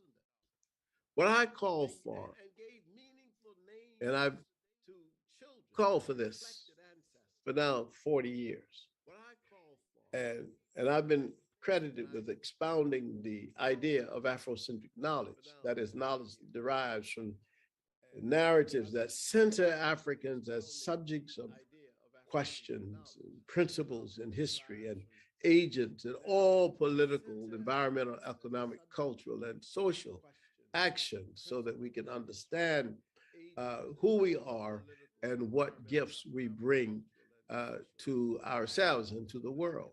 And so what I've called for is that we not be marginalized, don't marginalize ourselves, but that we see ourselves as at the very beginning of human history. And our children do not so much have to go get knowledge, since they are born into a world of knowledge, often dismissed, often hidden, often erased, often eliminated by Eurocentrists, who may be white or Black. One does not have to be white to be a believer in the doctrine of white supremacy. There are thousands of Africans and Asians who are participating in the world of pan-European construction without realizing that they are burying their own ancestors. I personally, as you know, some of you, I have been influenced by many people. Herbert Villekazi, Archie Mafeji, J.A. Shofala, Steve Biko, Thabo Mbeki, Mangalizo Subukwe, Simpiwe Sisanti, Lahosa Malloy. I've read deeply in the works of other Africans like Chinwezu, Ayakwe Arma, Ngugi wa Thiong'o, Maulana Karenga, Ivan Van Sertima, C.T. Cato, Amma Mazama, Danny Nabaderi, Winston Van Horn, and Marima Ani. I've even learned from those with whom I've debated, such as Cornel West, Henry Louis Gates, Kwame Jeche, Ifeanyi Menkiti, and Ali Mesroy. However, I was personally inspired by Sheikh Anta Diop, whom I traveled to meet in Dakar in 1980, and enthusiastically told him that I wanted to follow his path as an intellectual and defend Africa, whereupon he said to me, "Young man, Africa needs no defense. You must advance, always advance." At that point, there was nothing more for me to do than to interrogate every instance of African life, particularly as that life was encountered European life and understanding. And if the subject was time, I wanted to know how and why we created the first calendar along the Nile. If the subject was human anatomy, I wanted to discover how Africans mastered mummification and the biology of human beings. If the subject was literature, I wanted to go and see for myself the writing on the walls of the pyramids where Africans had written some of the earliest pyramid texts. I wanted to see that for myself. I wanted to see the papyrus for myself. I wanted to learn the language myself. I studied the language. I wanted to teach the language because I wanted to go back way before Greek was ever spoken. Thousands of years before Greek was spoken, we can see that African languages were at the very beginning, very heart of human civilization. So I want to just bring this. I'm gonna say a few more words and then bring this to it. And Carter Woodson wrote a book called "The Miseducation of the Negro." Boy, it's getting to be a long time ago, almost 100 years ago. Not quite 100 years, not really, but at least 90. He wrote "The Miseducation of the Negro," and he said, if you went to school, you would never learn anything except the inferiority of Black people. And this is one of the things that we as students in the 1960s, certainly at the University of California, we knew this at UCLA, that if you went to school, and many of us older scholars went to universities in the 60s, partly as a response to the death of Martin Luther King Jr. and the death of Malcolm X. Universities opened their doors to us, and we went in. But the one thing we saw very early on was you learn nothing except the inferiority of Black people. This is all they teach. What we saw was white studies everywhere. This was the real shocker to us, particularly in the South of the United States, where we had been in schools where people knew a little bit, but they knew enough to know that Africa was a home of civilization. Mr. Tharp, my 11th grade history teacher, knew that. He knew enough to understand that the Paras of ancient Kemet were Black people. He understood enough about Africa to know about Great Zimbabwe. So they knew about Mansa Musa. They had this knowledge, and they could teach us some things and give us inspiration. And this knowledge came to them sometimes piecemeal, but it came to them. But when we got to the universities, dominated by European thinkers and European teachers, there were no Black people in psychology. in the textbooks. There were black students, but there were no black people in the textbooks. There were no black theorists. There were no black scholars or philosophers in political science that they exposed us to. We were not exposed in sociology to great black thinkers about transformation of societies. We were in classes and subjects and fields in education.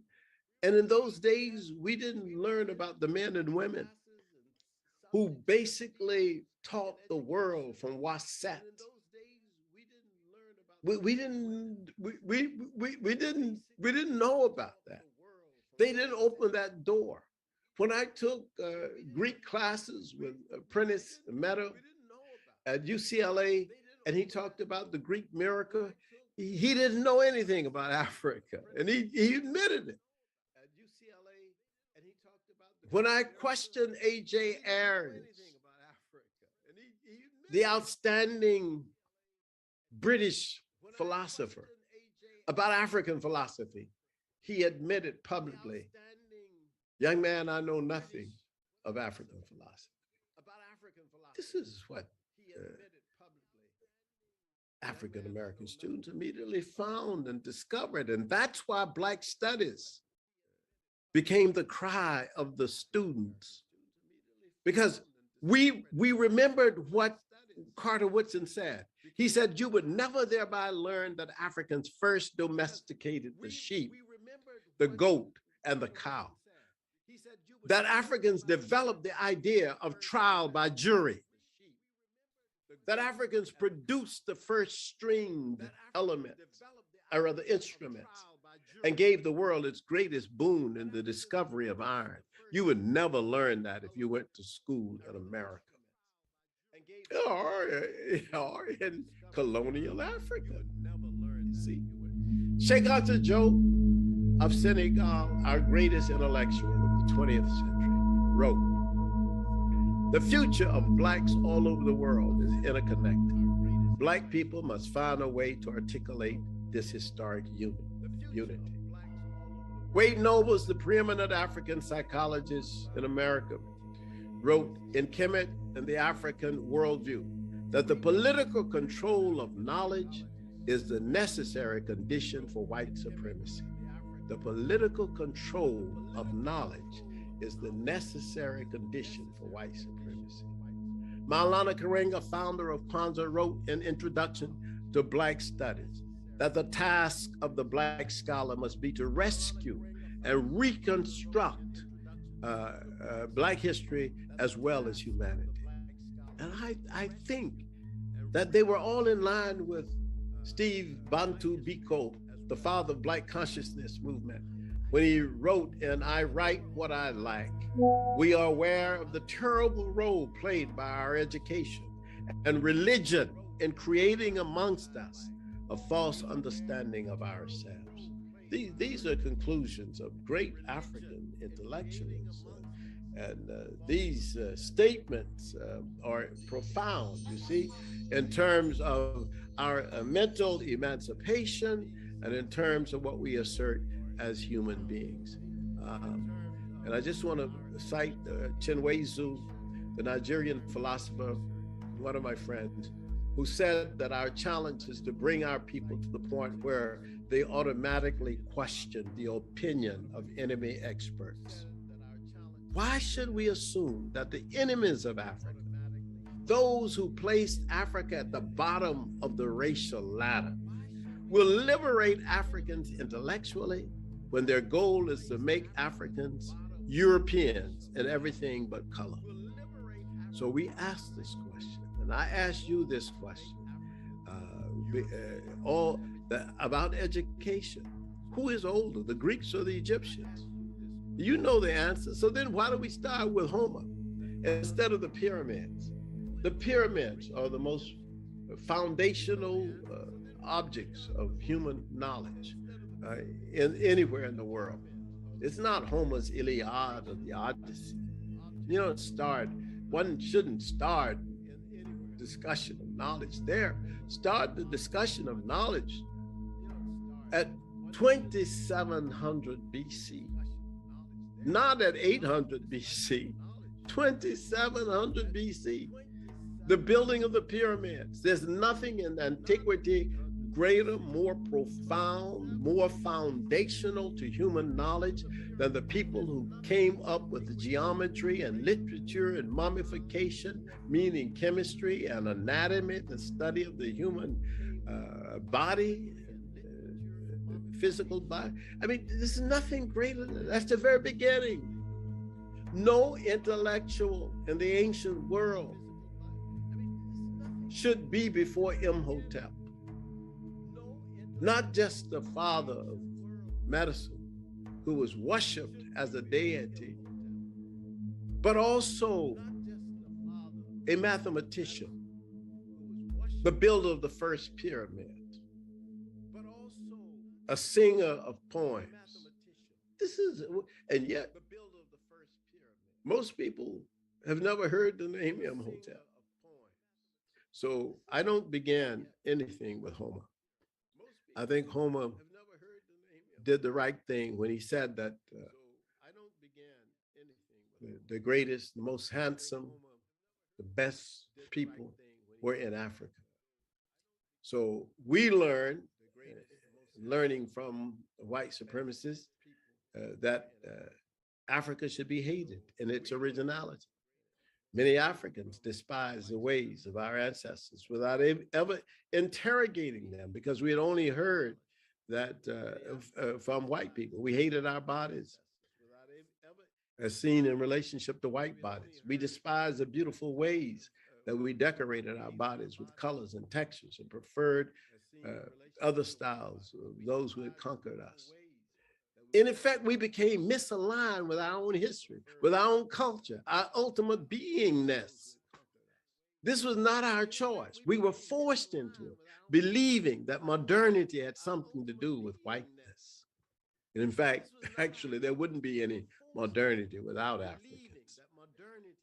When Thomas Macaulay spoke of the colonized Indians, he envisioned creating a class of persons Indian in blood and color, but English in taste, in opinions, in morals, and in intellect. Why are we trapped in this cocoon? I think the tragedy is that some of us do not even know that it's a cocoon. Harriet Tubman, the greatest figure in African-American history, was credited with rescuing hundreds of people from enslavement.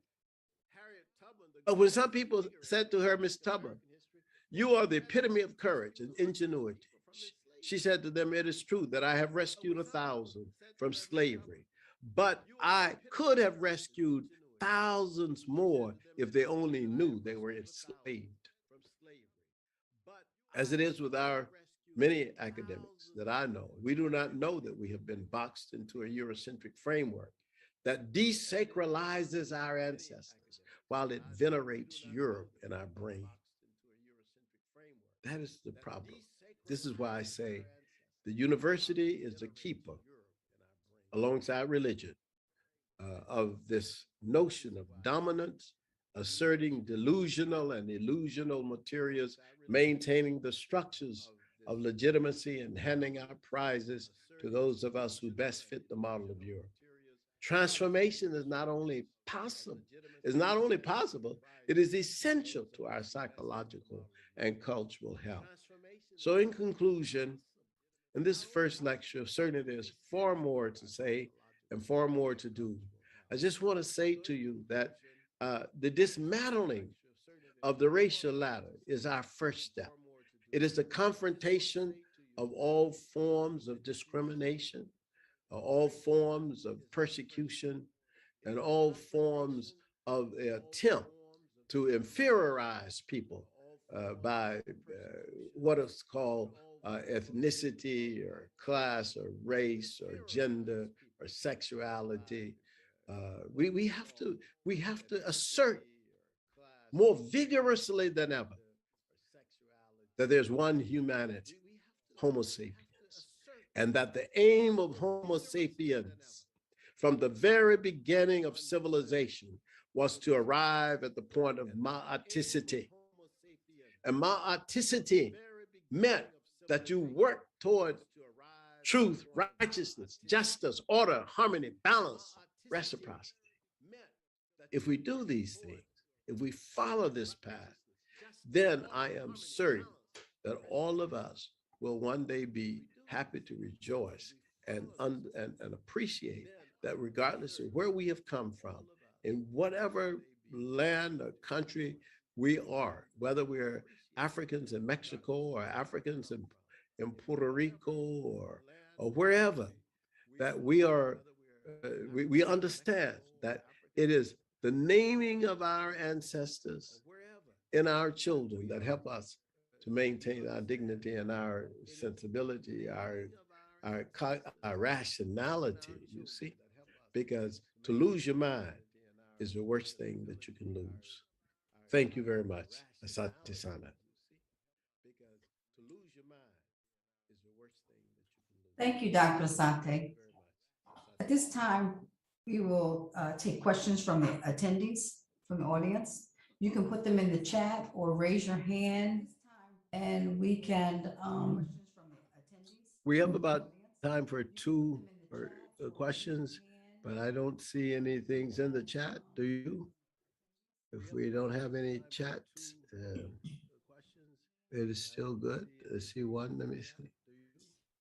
Oh. You have one. Can you hear me, Dr. Asante? Okay. Yes, I see, and I see the question.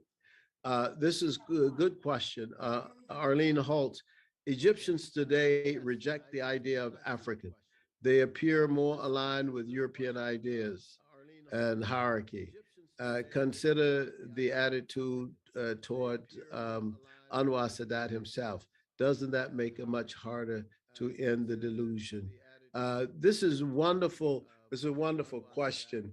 And I've been to Egypt about 16 times. And we do have people in Egypt who reject the idea of being Africans, and they are correct because they are basically Arabs. So that's the bottom line of it. Part of it is, again, is like the white Americans coming to North America and rejecting the idea of being called Apache. I mean, they are from somewhere else. And even though they are living on the land of the Apache or the Cherokee. So that's what has happened in Egypt to a large extent, that the people who dominate Egypt today in a contemporary sense are people who came from Arabia. They came from Arabia in the 7th century. And they came actually as to support. Originally, they were asked to come by the Africans. The Africans asked them to come to help them throw off the Romans. And when they came into Africa from Arabia, General Az, A.S., who was the Arab leader, came in and helped the Africans get rid of the Romans, and then decided to make his own conquest of the Nile Valley. And that opened up the gateway for many Arabs to come into Egypt. So now you got Arabs in Egypt, many of them claiming not to be Africans. So when I'm in Egypt, of course, I go to the Black villages. The Black villages have been there for thousands of years. They're still there. And in fact, the island of Elephantine is 3,000 people, and 90% of them are Black, and there are no Arabs that I know of who live in Elephantine. So there are many anomalies, I mean, many things there in Kemet, but this idea of Africans, or rather Arabs not claiming to be Africans, that is correct, and that is true. However, that doesn't matter to those of us who know the history, because we know, yes, it is true that the Arabs did not build the pyramids. The Arabs did not build the city of Waset or the temple of Karnak, or the city that they renamed Luxor. That city was not built by the Arabs, you see. Much like the Greeks who had intruded Egypt before the Arabs, the Greeks named Waset, the great city of Waset, they named it Thebes. And then when the Arabs came in, they named it Luxor. So, but but the base is all African, and it's all there. And I have friends there, and who are Africans. So I know that Egypt, much like Libya, were uh, were black places, black countries long before they were Arabs. So that's one question. Then there was another question, um, had to do with how do we help people who are so attached to Christianity, unafraid to get rid of it, and Jesus. Well, I think if you get rid of religion, it won't hurt you. I've never known anybody to be hurt by getting rid of Islam or Christianity or Judaism. It's not a danger. I mean, there's nothing going to happen to you that wouldn't have happened to you anyway. So I don't. How do we? I think that really, to be honest with you, I think that at the root of white supremacy is religion, and I think that, or at least, if you look at the Hindu religion, for example, with the creation of the varnas, the so-called castes, uh, from the lighter complexion to the darker complexion, is a racial ladder as well. And that was created by the Indo-Aryans invading India and creating this situation. And then, of course, uh, even with Judaism, you get this whole question about the children of Ham and so on, and the hewers of wood and the carriers of water and all that kind of thing, or the doctrines of Islam with the heathens or people who are slaves as abd, the word abd, abdel, abdul, and so forth. All these things are hidden in the religion. And if people believe in those doctrines, in Christianity, servants obey your masters, whatever. If you believe in all of that, then of course it has an impact on your brain. Uh, Fortunately, I've spent years releasing myself from all those kinds of attachments because it doesn't help you. It doesn't mean you're more successful, or it doesn't mean that you are uh, uh, you're going to advance further. The only way we advance in terms of our humanity is to live as the ancient African people understood, to live a life of ma'at, to look for balance and harmony, to look for truth and righteousness, to be fair, to take care of yourself and be kind to other people. That's the basis. Beyond that, what else is there to know in terms of values, you see? So that's the way I respond to that question. And then someone else asked another question. Um, Dr. if, Sante, yes, you have one. Can Dr. Sante explain critical race theory? yes, I can. Um, okay, that's okay. Yes, critical race theory actually is a philosophy or a system of thinking that was proposed by legal scholars, African American legal scholars, who studying the law, teaching the law in law school. They're and as they're looking at racial discrimination, they see that racial discrimination in the law, it does not just affect a particular situation. It's in all the systems. It's in the corporate world. It's in the religious world. It's in the educational world. It's everywhere. America breathes. The breath of America is this racism. So the critical race theory said, you know what? So we can't just look at race in a separate way. We have to look at race and class, race and sexuality, race and gender, and so forth and so on. So this is where they came up with the doctrine of intersectionality. And these were people like Kimberly Crenshaw and Derek Bell, and there's several other strong African American theorists, philosophers of law, who have said that in order to look at this question of race, you got to look at all the intersections with race. mean, in terms of work and jobs and religion, all this stuff interacts. You see, it's a whole system. And so that's one thing, but that's totally different from what the reactionaries are doing. The reactionaries are really responding to what they believe is a critique of white supremacy. And that's their response. So anytime you critique white supremacy, they will holler critical race theory. I don't want them to be teaching my children that white people killed the Indians. Well, they did. So let's deal with it. Let's deal with it.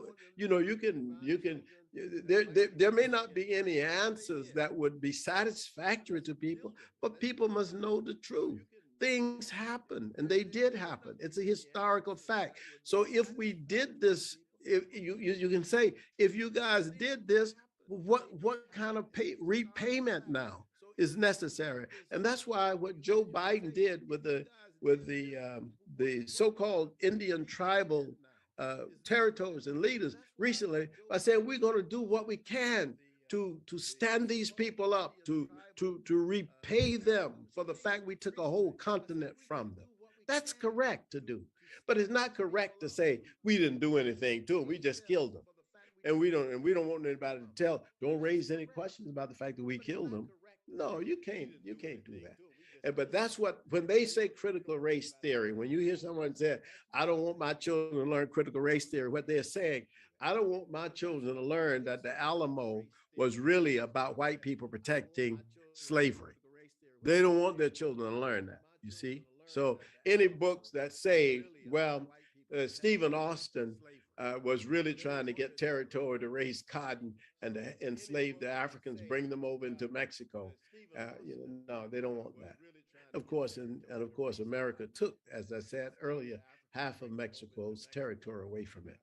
Okay. Thank you, Dr. Sante. In the Q&A, Alex asks, thank you so much for the great talk. How do you distinguish and engender Afrocentricity and Pan-Africanism in your teaching and lived experience? Well, Pan-Africanism and what was the other question? Afrocentricity. Oh, okay. Afrocentricity is a theory that asserts that African people must view themselves as subjects of human historical narratives rather than being on the margins of Europe, that we interpret things from the standpoint of our own agency, our own action as people. And we say that Pan-Africanism is the doctrine that all African people and all African nations ought to be united. For example, there should be one continental Africa, and that you should have one passport which says Africa, that you wouldn't have to get a visa to go from one African nation to another, that there should be one currency, maybe the Afro, that there should be an official language, of Africa, and that all African people who have been spread around the globe because of enslavement and domination and oppression should be allowed to return to the continent of Africa and be and have African rights and responsibilities. This is Pan-Africanism, but we argue that in order for Afrocentric, and I argued this in my book last year, the Afrocentric Pan-Africanist vision, the book is called The Afrocentric Pan-Africanist Vision, is that in order for Pan-Africanism to exist and to be fruitful and energetic and to invigorate the African world, it has to have an Afrocentric base. In other words, Afrocentricity, or rather Pan-Africanism without Afrocentricity is a slogan. But in order to overcome the sloganizing by saying I'm for Pan-Africanism, you have to say I'm for an Afrocentric Pan-Africanism. And that way, that allows us to use Afrocentricity as an organizing principle for Pan-Africanism. I see there is also a question from an old friend of mine from Paris, Mutu. So I'm glad to see he's on here. He says, thanks for your wonderful, what can Africans do to de-Europeanize or de-Arabize their spirituality and their minds? And I think this is a good question. Brother Mutu. We've tried everything we can.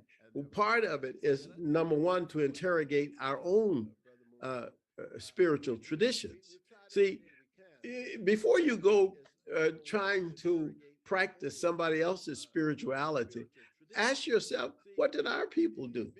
And the reason we don't ask ourselves, what did our people do? Or how did our people do it?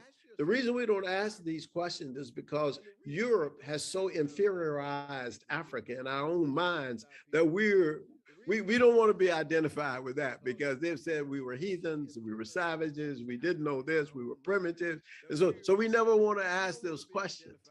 But I had a beautiful experience a few years ago. One of my students who had studied with me for a year, she decided that she wanted to go home to Nigeria. And when she went home, she did something that her mother did not expect. She said to her mother, "Mother, I want to know where is our family shrine? Where is the sacred place of our people? I want to go there." And she said her mother broke down and cried. And the mother later explained to her, "You know why I cried? I cried because you had gone away to, she'd been educated in Switzerland and in the United States. And so I just knew that when you came back home, you would have nothing to do with our culture and you would just, have gone into the European world. But now you come back and you ask for yourself. You ask, where is the place that our people see as sacred?" And the mother had taken her there and just broke down. It was powerful. It's the most powerful thing, because what has happened to most of us is that we've lost our minds. But the only way to regain our minds is to de-Arabize ourselves and to de-Europeanize ourselves by at least attaching ourselves to what we know. And I don't even tell people, you don't have to, people don't say you got to practice Catholicism the same way they practiced it in the 12th century. People don't say you practice Islam the way they practiced it in the 14th century. They say, you know what? If you're going to look at your African tradition, hey, there are ways you can look at it. There are all kinds of things you don't have to accept in any religion, in any quest. If you're religious, you make these choices. So part of the choice, though, is to make the choice for yourself, because there are no chosen people in the world except the self-choosing people. If you choose yourself, you are a chosen person. If you don't choose yourself, then somebody else is chosen. Thank you very much. Ms. Wilson,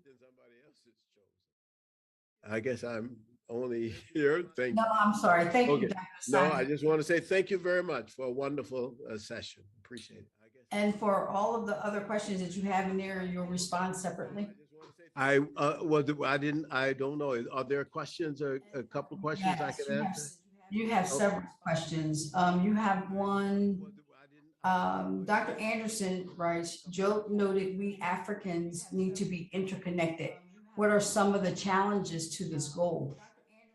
Well, some of the challenges to the goal of us being interconnected is knowledge. I mean, the first one is knowledge. We just don't know. I mean, I'm tremendously surprised by the fact that, for example, we are not aware of each other's information. And when Thomas Sankara was president of Burkina Faso, he organized something that was called the Institute of the Black People, the Peuple Noir. And I was invited to this meeting along with several other of my colleagues and peers. And we went to Burkina Faso, to Ouagadougou for this. He had been killed, unfortunately, a few months earlier. And but they still had this meeting. And the Institute of the Black Peoples was sponsored by UNESCO. And its purpose was to have one place where information about the African world could be disseminated. in many languages. For example, if the people in Brazil, you got 100 million Black people who live in Brazil. If those 100 million Black people who live in Brazil and who basically speak Portuguese, if those Black people wrote something, it ought to be sent then to the Institute in Ouagadougou, translated into other languages, and disseminated to the rest of the Black world. If people wrote something in English, sent to Ouagadougou, translated into other languages, and sent to the rest of the world. This was the idea that Thomas Sankara had. And unfortunately, truly unfortunately, after his death, the organization wasn't able to survive. But it was the dream. So part of it is, and what he wanted to do, if Black people are living, for example, we had a student to do a dissertation here at Temple on Afro-Mexicans. And she discovered that there are more than 200 villages, predominantly Black villages in Mexico. So, but if you don't know that there are 200 Black villages in Mexico, over 200 Black villages in Mexico, and you live in Colombia, which is, further south, you skip over Mexico coming to the United States because you've heard of the Black people in the United States, largely because of the political power and economic power of the United States of America itself. That's why you've heard of the 40 million Blacks here, but there are just about 40 million Black people who live in Colombia. And there are also, as I said, 100 million Black people who live in Brazil. So part of this, we don't know each other. And the Black people who are living in Europe, in Germany, in France, in Russia. When I went to Russia, in last February 2020, February 2020, I go to Moscow, and lo and behold, one of the first people I meet is a Black person, at the hotel. Second thing is that I go to the university, and there are all these Black students from all over Africa, because the university I was at has a student from every country in Africa. They deliberately did this. They said, if we don't have a student from Botswana, we send somebody there to recruit a student, and we bring them to the university, we pay their tuition. So every country in Africa is represented at Rudin in Moscow. And this was and then so I meet these African people in Moscow, and I say, wow, they don't know about the African people in Germany. They don't know about the African people who are in France and so forth. So all of this has to happen, but we will get there. But that's part of the interconnection.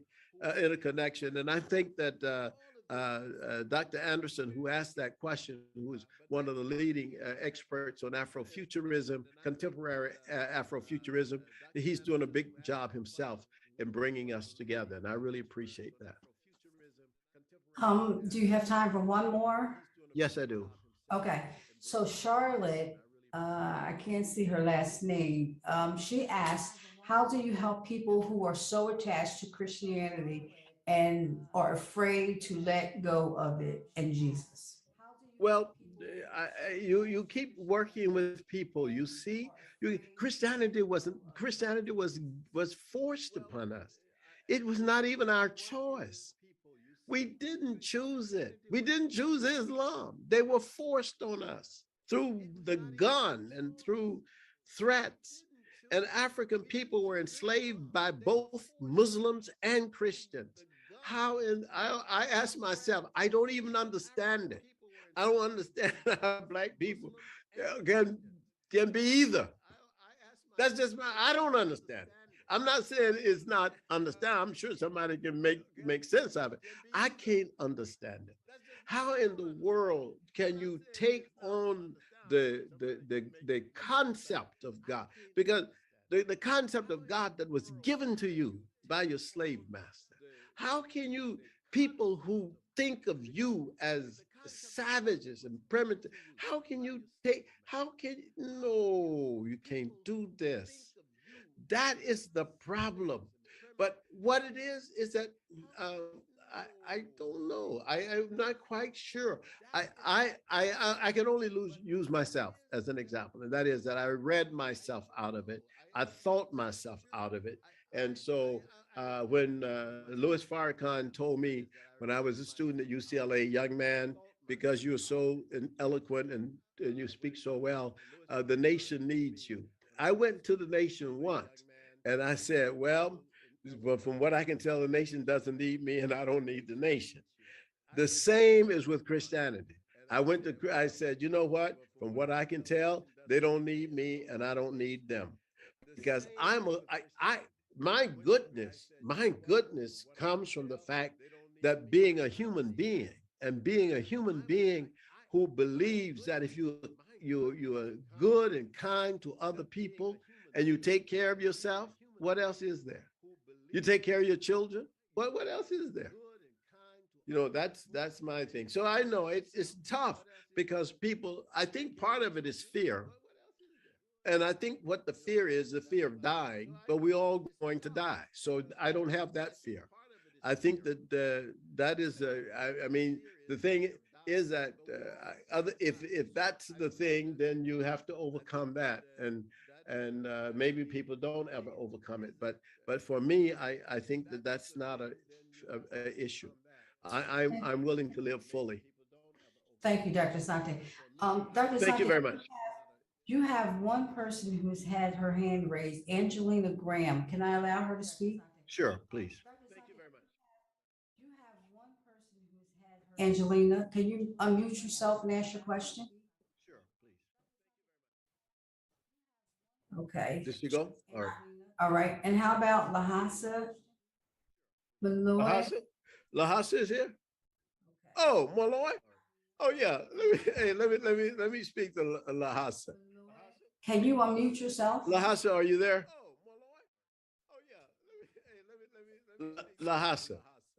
The reason I want to speak to Lahasa is because I do owe him a letter and so on, and I want him to know that I'll take care of it. So this is Angelina. Can you hear me? Angelina, yes, I can. Yeah, I'm so sorry. I wasn't expecting to be called. That's all right.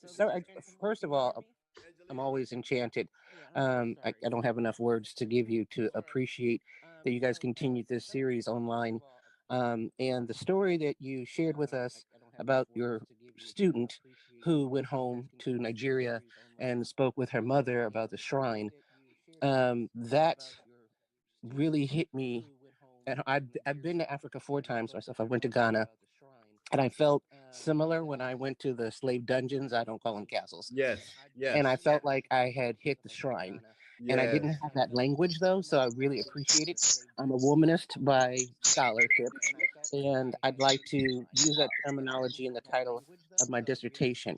And I just wanted to ask, I know you probably would never see it and never know about it, but yeah, it's very significant that we find our shrines.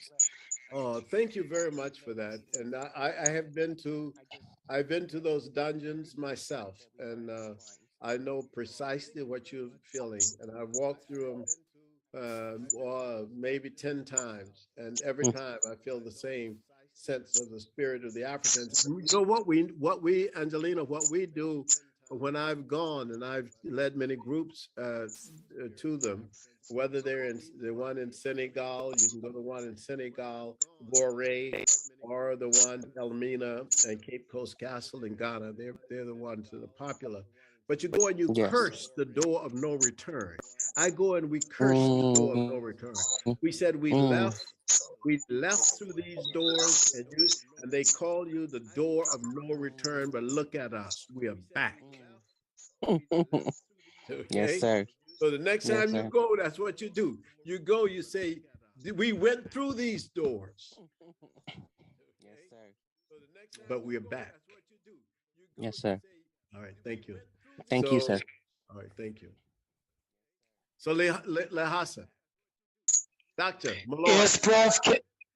Can you hear me clearly? I can hear you clearly, and I want you to know that I owe you something. I will write to you. Prof and the rest of the colleagues that are listening, I'm down here in South Africa. The fire of Afrocentricity continues to provoke conversations that are eternal. I remember very well as I had lunch with you in Temple, Philadelphia, Pennsylvania. when you said to me, as much as you have come to love Afrocentricity, but it will be incomplete until you go down back to the civilization of the Nile Valley.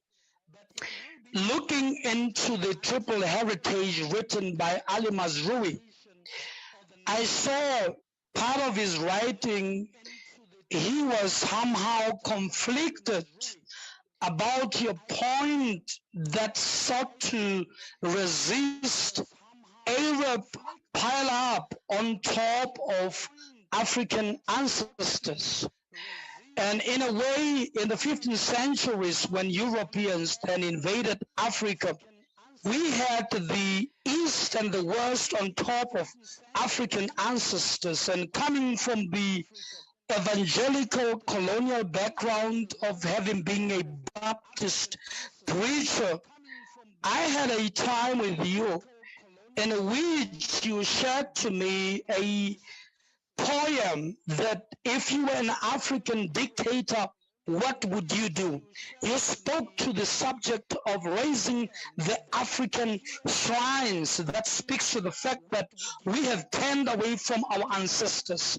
And I do believe that even those who engage theologically must help us to redefine God from the Afrocentric perspective, which is the fall of the European God as a hold that has actually crept us. And I believe that once we pass through that ceiling, African people will basically begin to resurrect. I've basically started a work with school children in which I'm beginning through the work of Dr. Noah Dove and your work on Afrocentric blueprint that is about the time for the sons and the daughters of the soil to begin to awaken. And after 3 years working through my PhD, I'm beginning to feel that I'm ready to resurrect a temple of Afrocentricity within the University of South Africa. And I'm eternally indebted and very grateful for the work that you've worked and the indelible mark that you've definitely worked in my heart.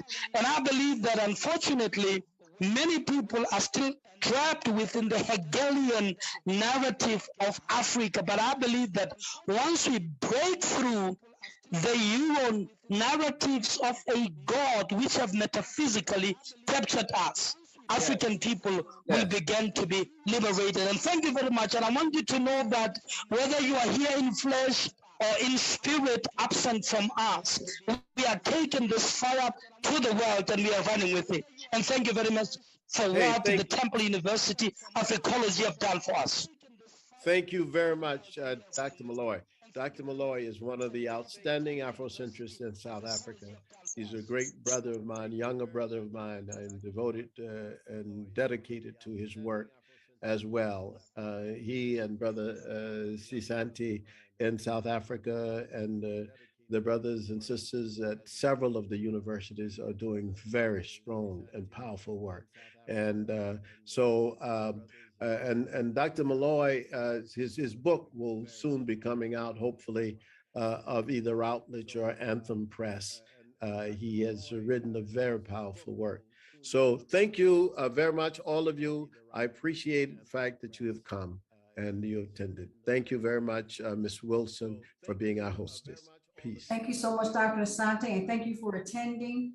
You can view any of our webinars through our YouTube channel, and please don't forget to subscribe. Thank you. Bye-bye. Thank you. Our YouTube channel, and please don't forget to subscribe. Thank you.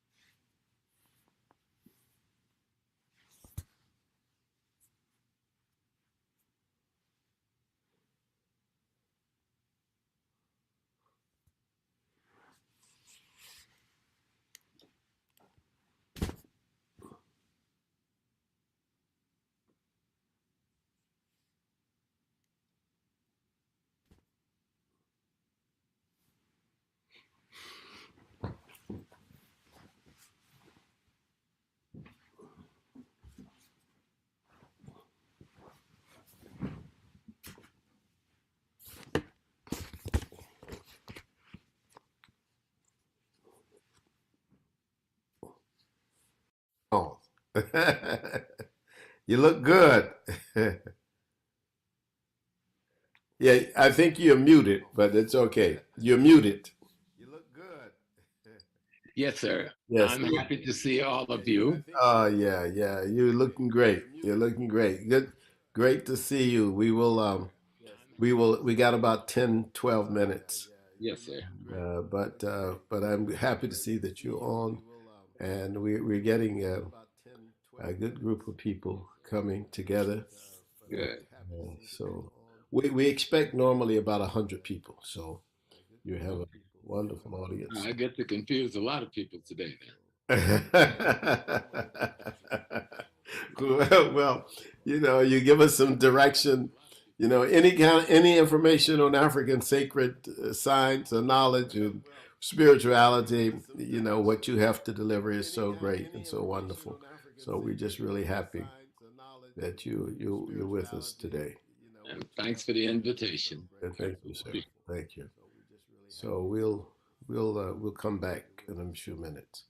Thanks for the invitation. Thank you, sir. Thank you. So we'll come back in a few minutes.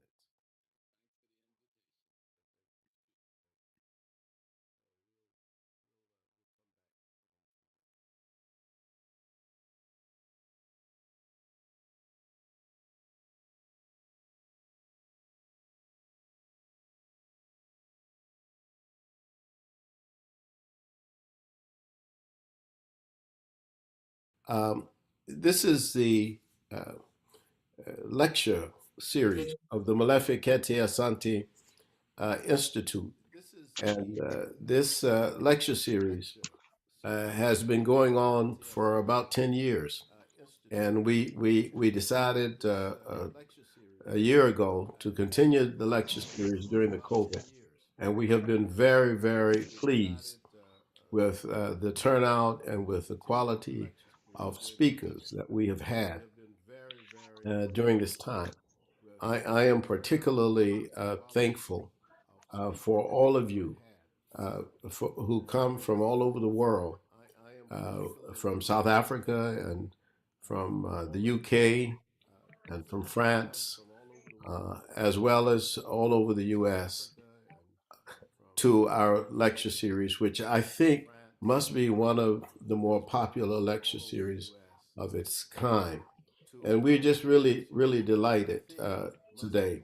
I just want to make a couple of announcements, and one of them is that one of my mentors, I call him a mentor, I never sat at his feet, but I traveled with him, actually traveled with him about 6 years ago to Addis Ababa. And I traveled with him to a meeting. And with the AU, but it didn't happen. We actually ended up going to the University of in Addis Ababa and meeting with professors. But Malik Njai from Dakar, Senegal, and Professor Jibril Tamzir Niani and I were the so-called delegation that went. And I got to know and appreciate the incredible genius of Jibril Niani. Most of you are familiar with his work. You have seen or you have heard of the book Sundiata, the Epic of Old Mali. It was Professor Niani who first heard this story from the great griot Jelly, the great Jelly Kuyati, who told it to him when he was a young boy in Guinea. And he grew up and later translated and published, both in French and in English, this incredible work that is now used by many of us as the sort of classic tale, a story or narrative of Sundiata. I just learned this morning that my great friend, at the age of 89, succumbed to COVID 3 days ago. So I am deeply saddened by that because we have lost so many people in the loss of Jibril Tamthir Niani, whose name we should always remember and should never forget. We have lost one of the great geniuses of Africa. So I just wanted to make this announcement internationally so that people will know to honor and respect his work and to love and appreciate Sundiata, the Epic of Old Mali. Also, I would like to also give a thanks out to Carlton and Habiba Sudan. And I don't know whether they are here today, but Carlton and Habiba have been great supporters of the MKA lectures and the Institute. And I just went by our building. We check on the building about once a week, and went by the building and saw a note from them. And I want to publicly thank them for everything that they do for the Institute. We are so fortunate today. We're just, we are incredibly fortunate. I don't know how we could have been any more fortunate today for this lecture than to have Professor James Small, who is, he's one of my friends. And, I have some great friends, and he is really one of the greatest. He's a scholar activist. He's a dynamic speaker. He's an organizational consultant. And whoever is on audio, please mute your audio. Just take a look at it down to the left and mute your audio. All right, because we hear somebody rattling in the background. All right, but Dr. Small is the CEO of Sanaa Lodge Enterprise in Ghana. He's the president of the African American Management Company in Ghana, and he's the vice president of Organization of Afro-American Unity. He's a priest of Oya, Babalorisha in the Ifa tradition. He's the past president of the Eastern region of the Association for the Study of Classical African Civilization. This is a giant that we have here today. He's been an activist since his early teenage years, and his in-depth knowledge, a thought-provoking and calm delivery have been influential elements to help us break the programming of miseducation. That has been his task. That has been his job. That has been his ambition. It has been his aim throughout his life. He studied extensively with Dr. John Henry Clark, Dr. Joseph Ben Yuckonen, Dr. Leonard Jeffries, Dr. Ivan Van Sertima, Dr. Acer Hilliard, Dr. Wade Nobles, Dr. Amos Wilson, and Dr. Francis Cress Wellesley. This is just to name a few of the people whose lives he has touched and who have touched his lives. For 11 years, Professor Small served as principal bodyguard to the late Ella Collins, the sister of Malcolm X, and who was then president of the Organization of Afro-American Unity, and was the imam of Muslim mosque founded by Malcolm. Between the years of 1966 and 1980, Professor Small held membership in the Student Nonviolent Coordinating Committee, the NAACP, the OAAU.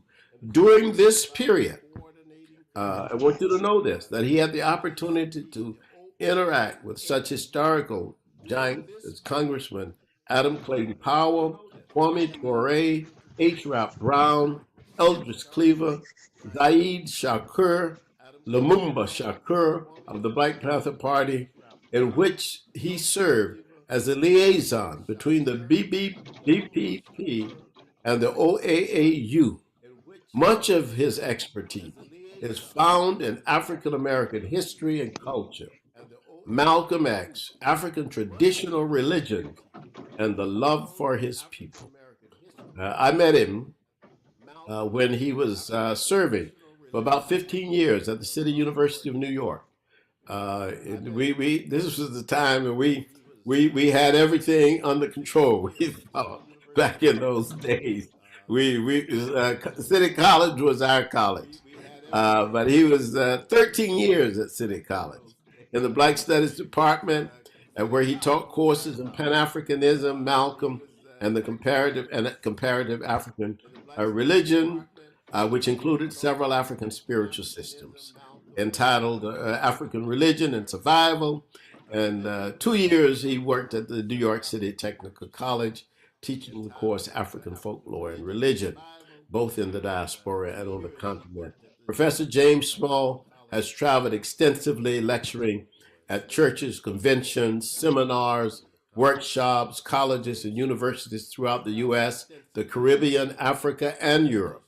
His informative, eye-opening, dynamic presentations have caused him to be recognized as one of the most distinguished activist scholars of our time. Professor Small is also currently conducting online courses on African spirituality, covering the Yoruba Ifa tradition, the Akan spiritual system, Voodoo, and ancient Egyptian sacred signs. He is also leading educational and cultural pilgrimages throughout Africa, Haiti, and the United States. This is a powerful brother.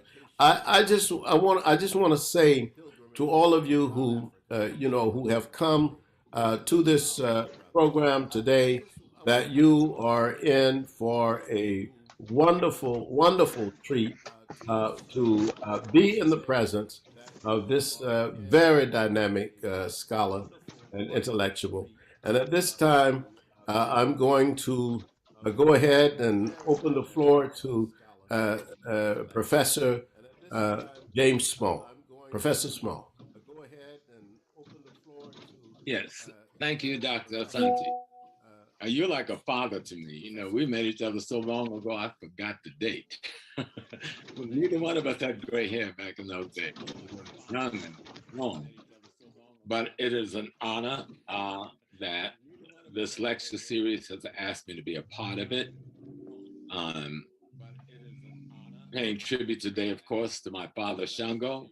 That is my consciousness, and my mother, Oya. But I'd also like to dedicate this lecture to a very special African spirit, and that is your brother, Mumea Abu Jamal, who's going through a very trying time with his health right now. And I hope our people speak up on his behalf from all across the world. Like most people in our struggle, this young man gave his life in his teen years to our freedom. And he's been incarcerated most of his life. So Mumia, this is for you. Wherever I go, I don't know where the Spirit's gonna take me, but wherever I go, it is for you. And I tell my people, silence is complicity. Speak up on that brother's behalf. So again, thank you, Dr. Asante, and everyone on the committee. I didn't have a clue what I was going to speak about at 1 a.m. last night. I was trying to figure, after thousands of lectures on spirituality, and then you realize that it changes every day.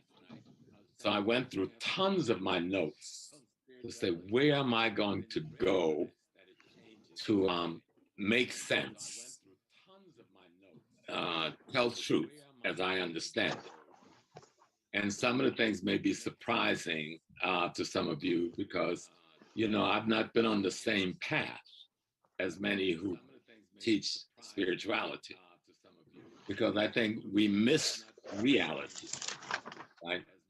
And so the first thing we need to consider in my discussion today is that we must talk about the stolen legacy, or at least think about stolen legacy.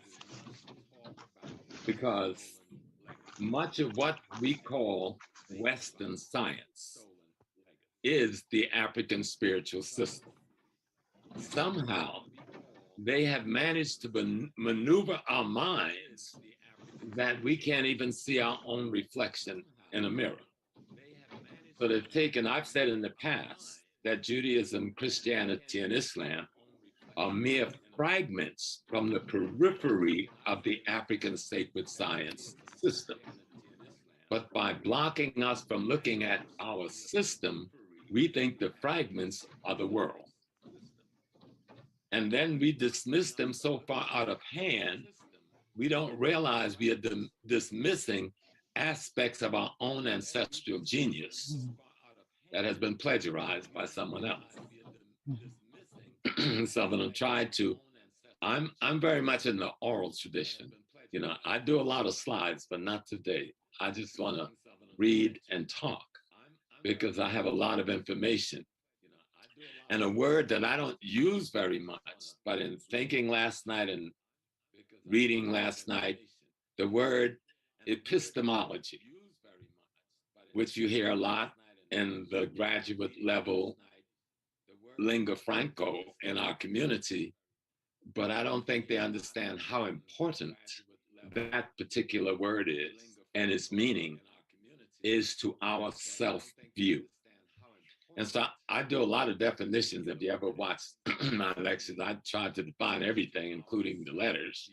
So I'm going to do that to open up a little bit because there are a few things that we need to consider when we consider African spirituality. And I know a lot of times I hear the discussions and we're like in outer space someplace.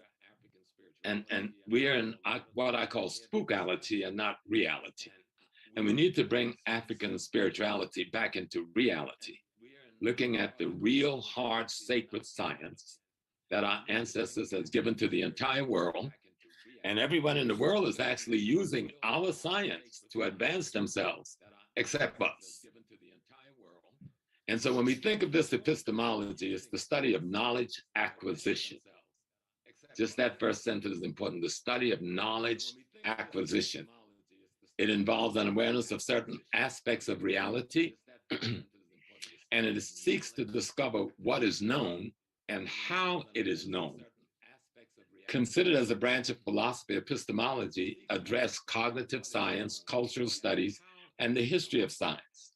Moreover, epistemology explains why our minds relate to reality and how these relationships are either valid or invalid. It is needed in order to distinguish between the truth and falsehood as we obtain knowledge from the world around us.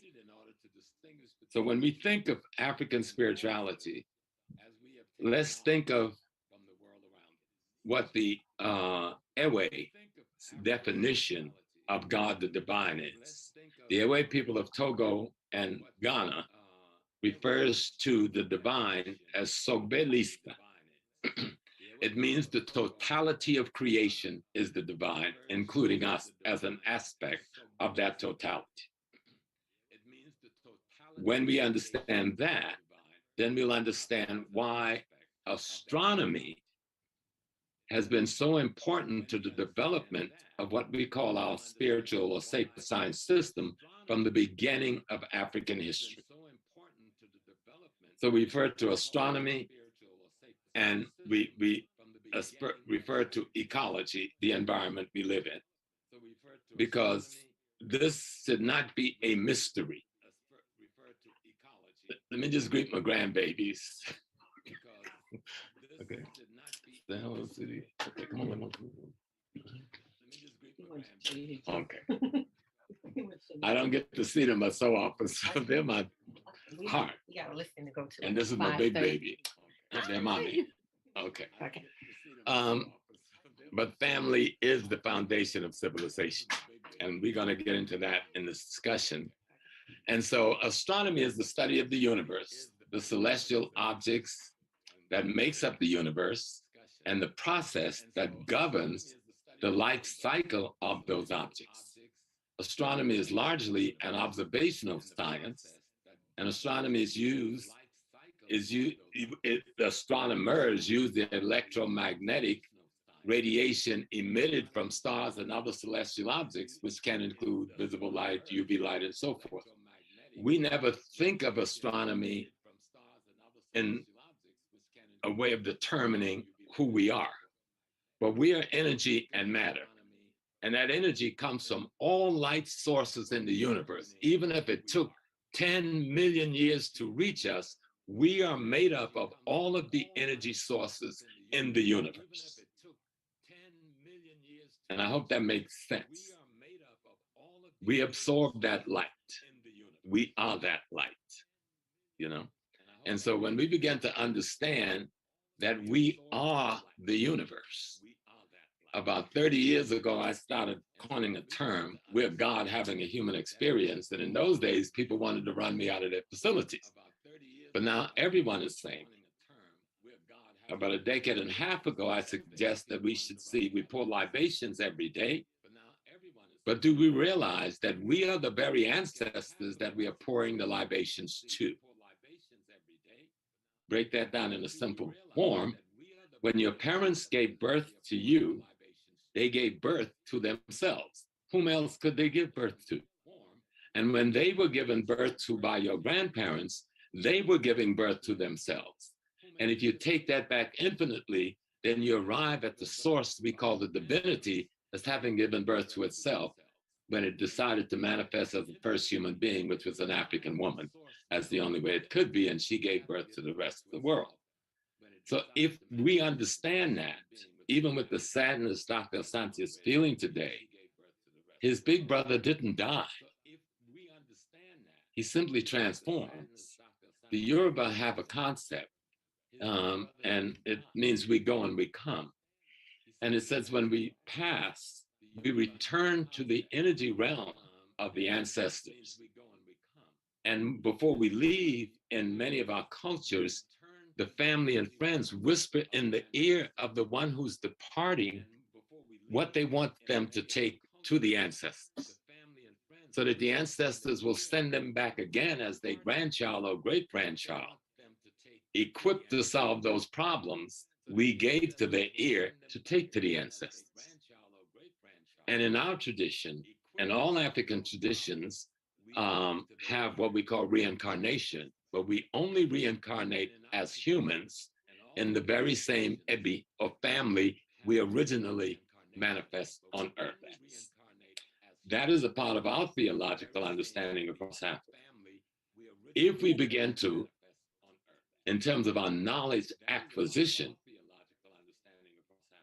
view it from an African perspective, we can see even Jesus Christ in a useful context. And if you go back to Reconstruction, when we first really came into the church in large numbers, we took an instrument, because we didn't leave Africa in Africa. It came here in our minds.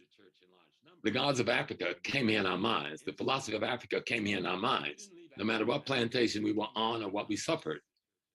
But when we were off of those plantations, we only had one institution that was allowed to express that aspect of ourselves.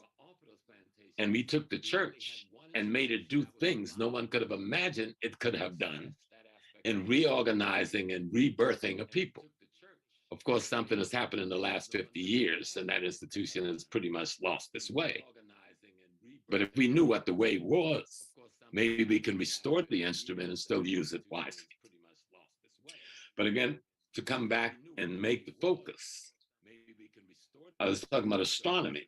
Our people, in studying the cosmos and seeing how it works, and realizing that when the moon is here and the sun is here and this constellation is here, this thing is happening on Earth. When this constellation is here and the star is here and this moon is here, this thing happens in the human body. And after observation and seeing the repetitiveness of it, they were able to chart it into a sacred science and refer to it in season and timeline, and then build their social ecology to reflect it. You understand? And so one of the tools they created through that study of astronomy was the tool of astrology. And so everybody in the society didn't have time to observe the moon and the stars. That was left to a class of scientists. We call them, unfortunately, priests, but they did not call them priests. They were scientists. But somebody had to plant the food, somebody had to fish, somebody had to build the houses, somebody had to do all of the other things that make a society work. And then somebody had to teach them the greater whole. And that's where the priests and the priestesses and the scientists came in. So astrology is a way of teaching astronomy to the masses. Astrology is a way of explaining, as we see on that temple in Dendera in Kemet, how the rest of the universe affects your daily lives, right to the minute. Now, we know that other people have taken the science and just made mockery out of it. But if we go back to why our ancestors created it, That was crying. you know, astrology becomes the way you teach astronomy to the masses. And so it is a science we need to return to and get an understanding of. And you know, Can you hear this, please? can you hear me? Okay. So we know that cosmology, you know, is the study of how things work. Professor Small, we can hear you, but there are a couple of people who need to mute their microphones. Oh, no, I didn't see it. If that was his No, wife. Revel 4 Plus, please mute your microphone.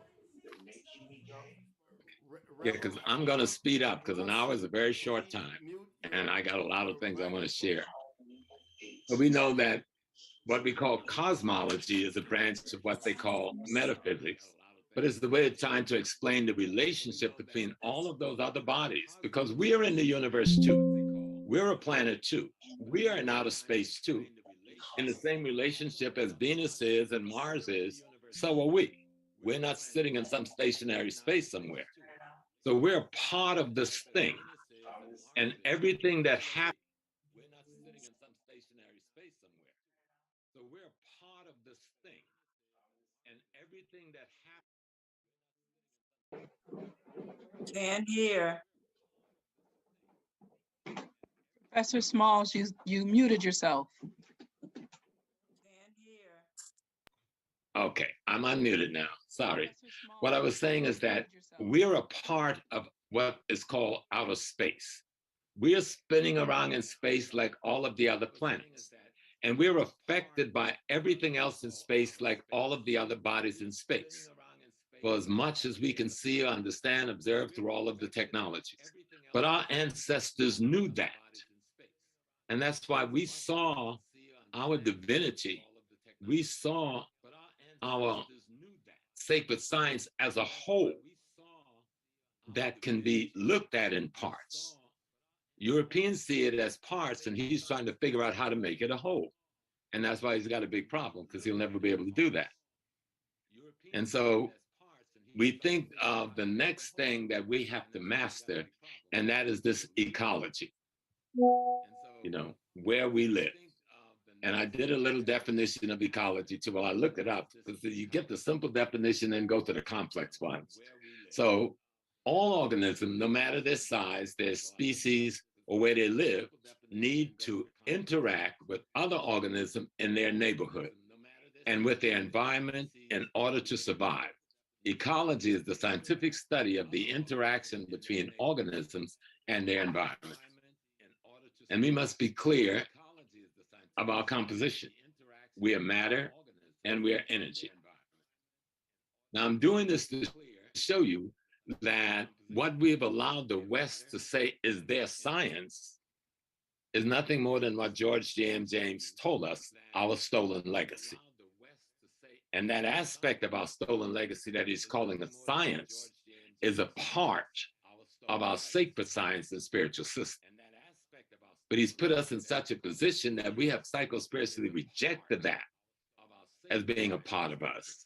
And then we're holding on to fragments of rituals and ceremonies from an ecology and an environment in a time that is not going to help us here in the United States of America or in Brazil, because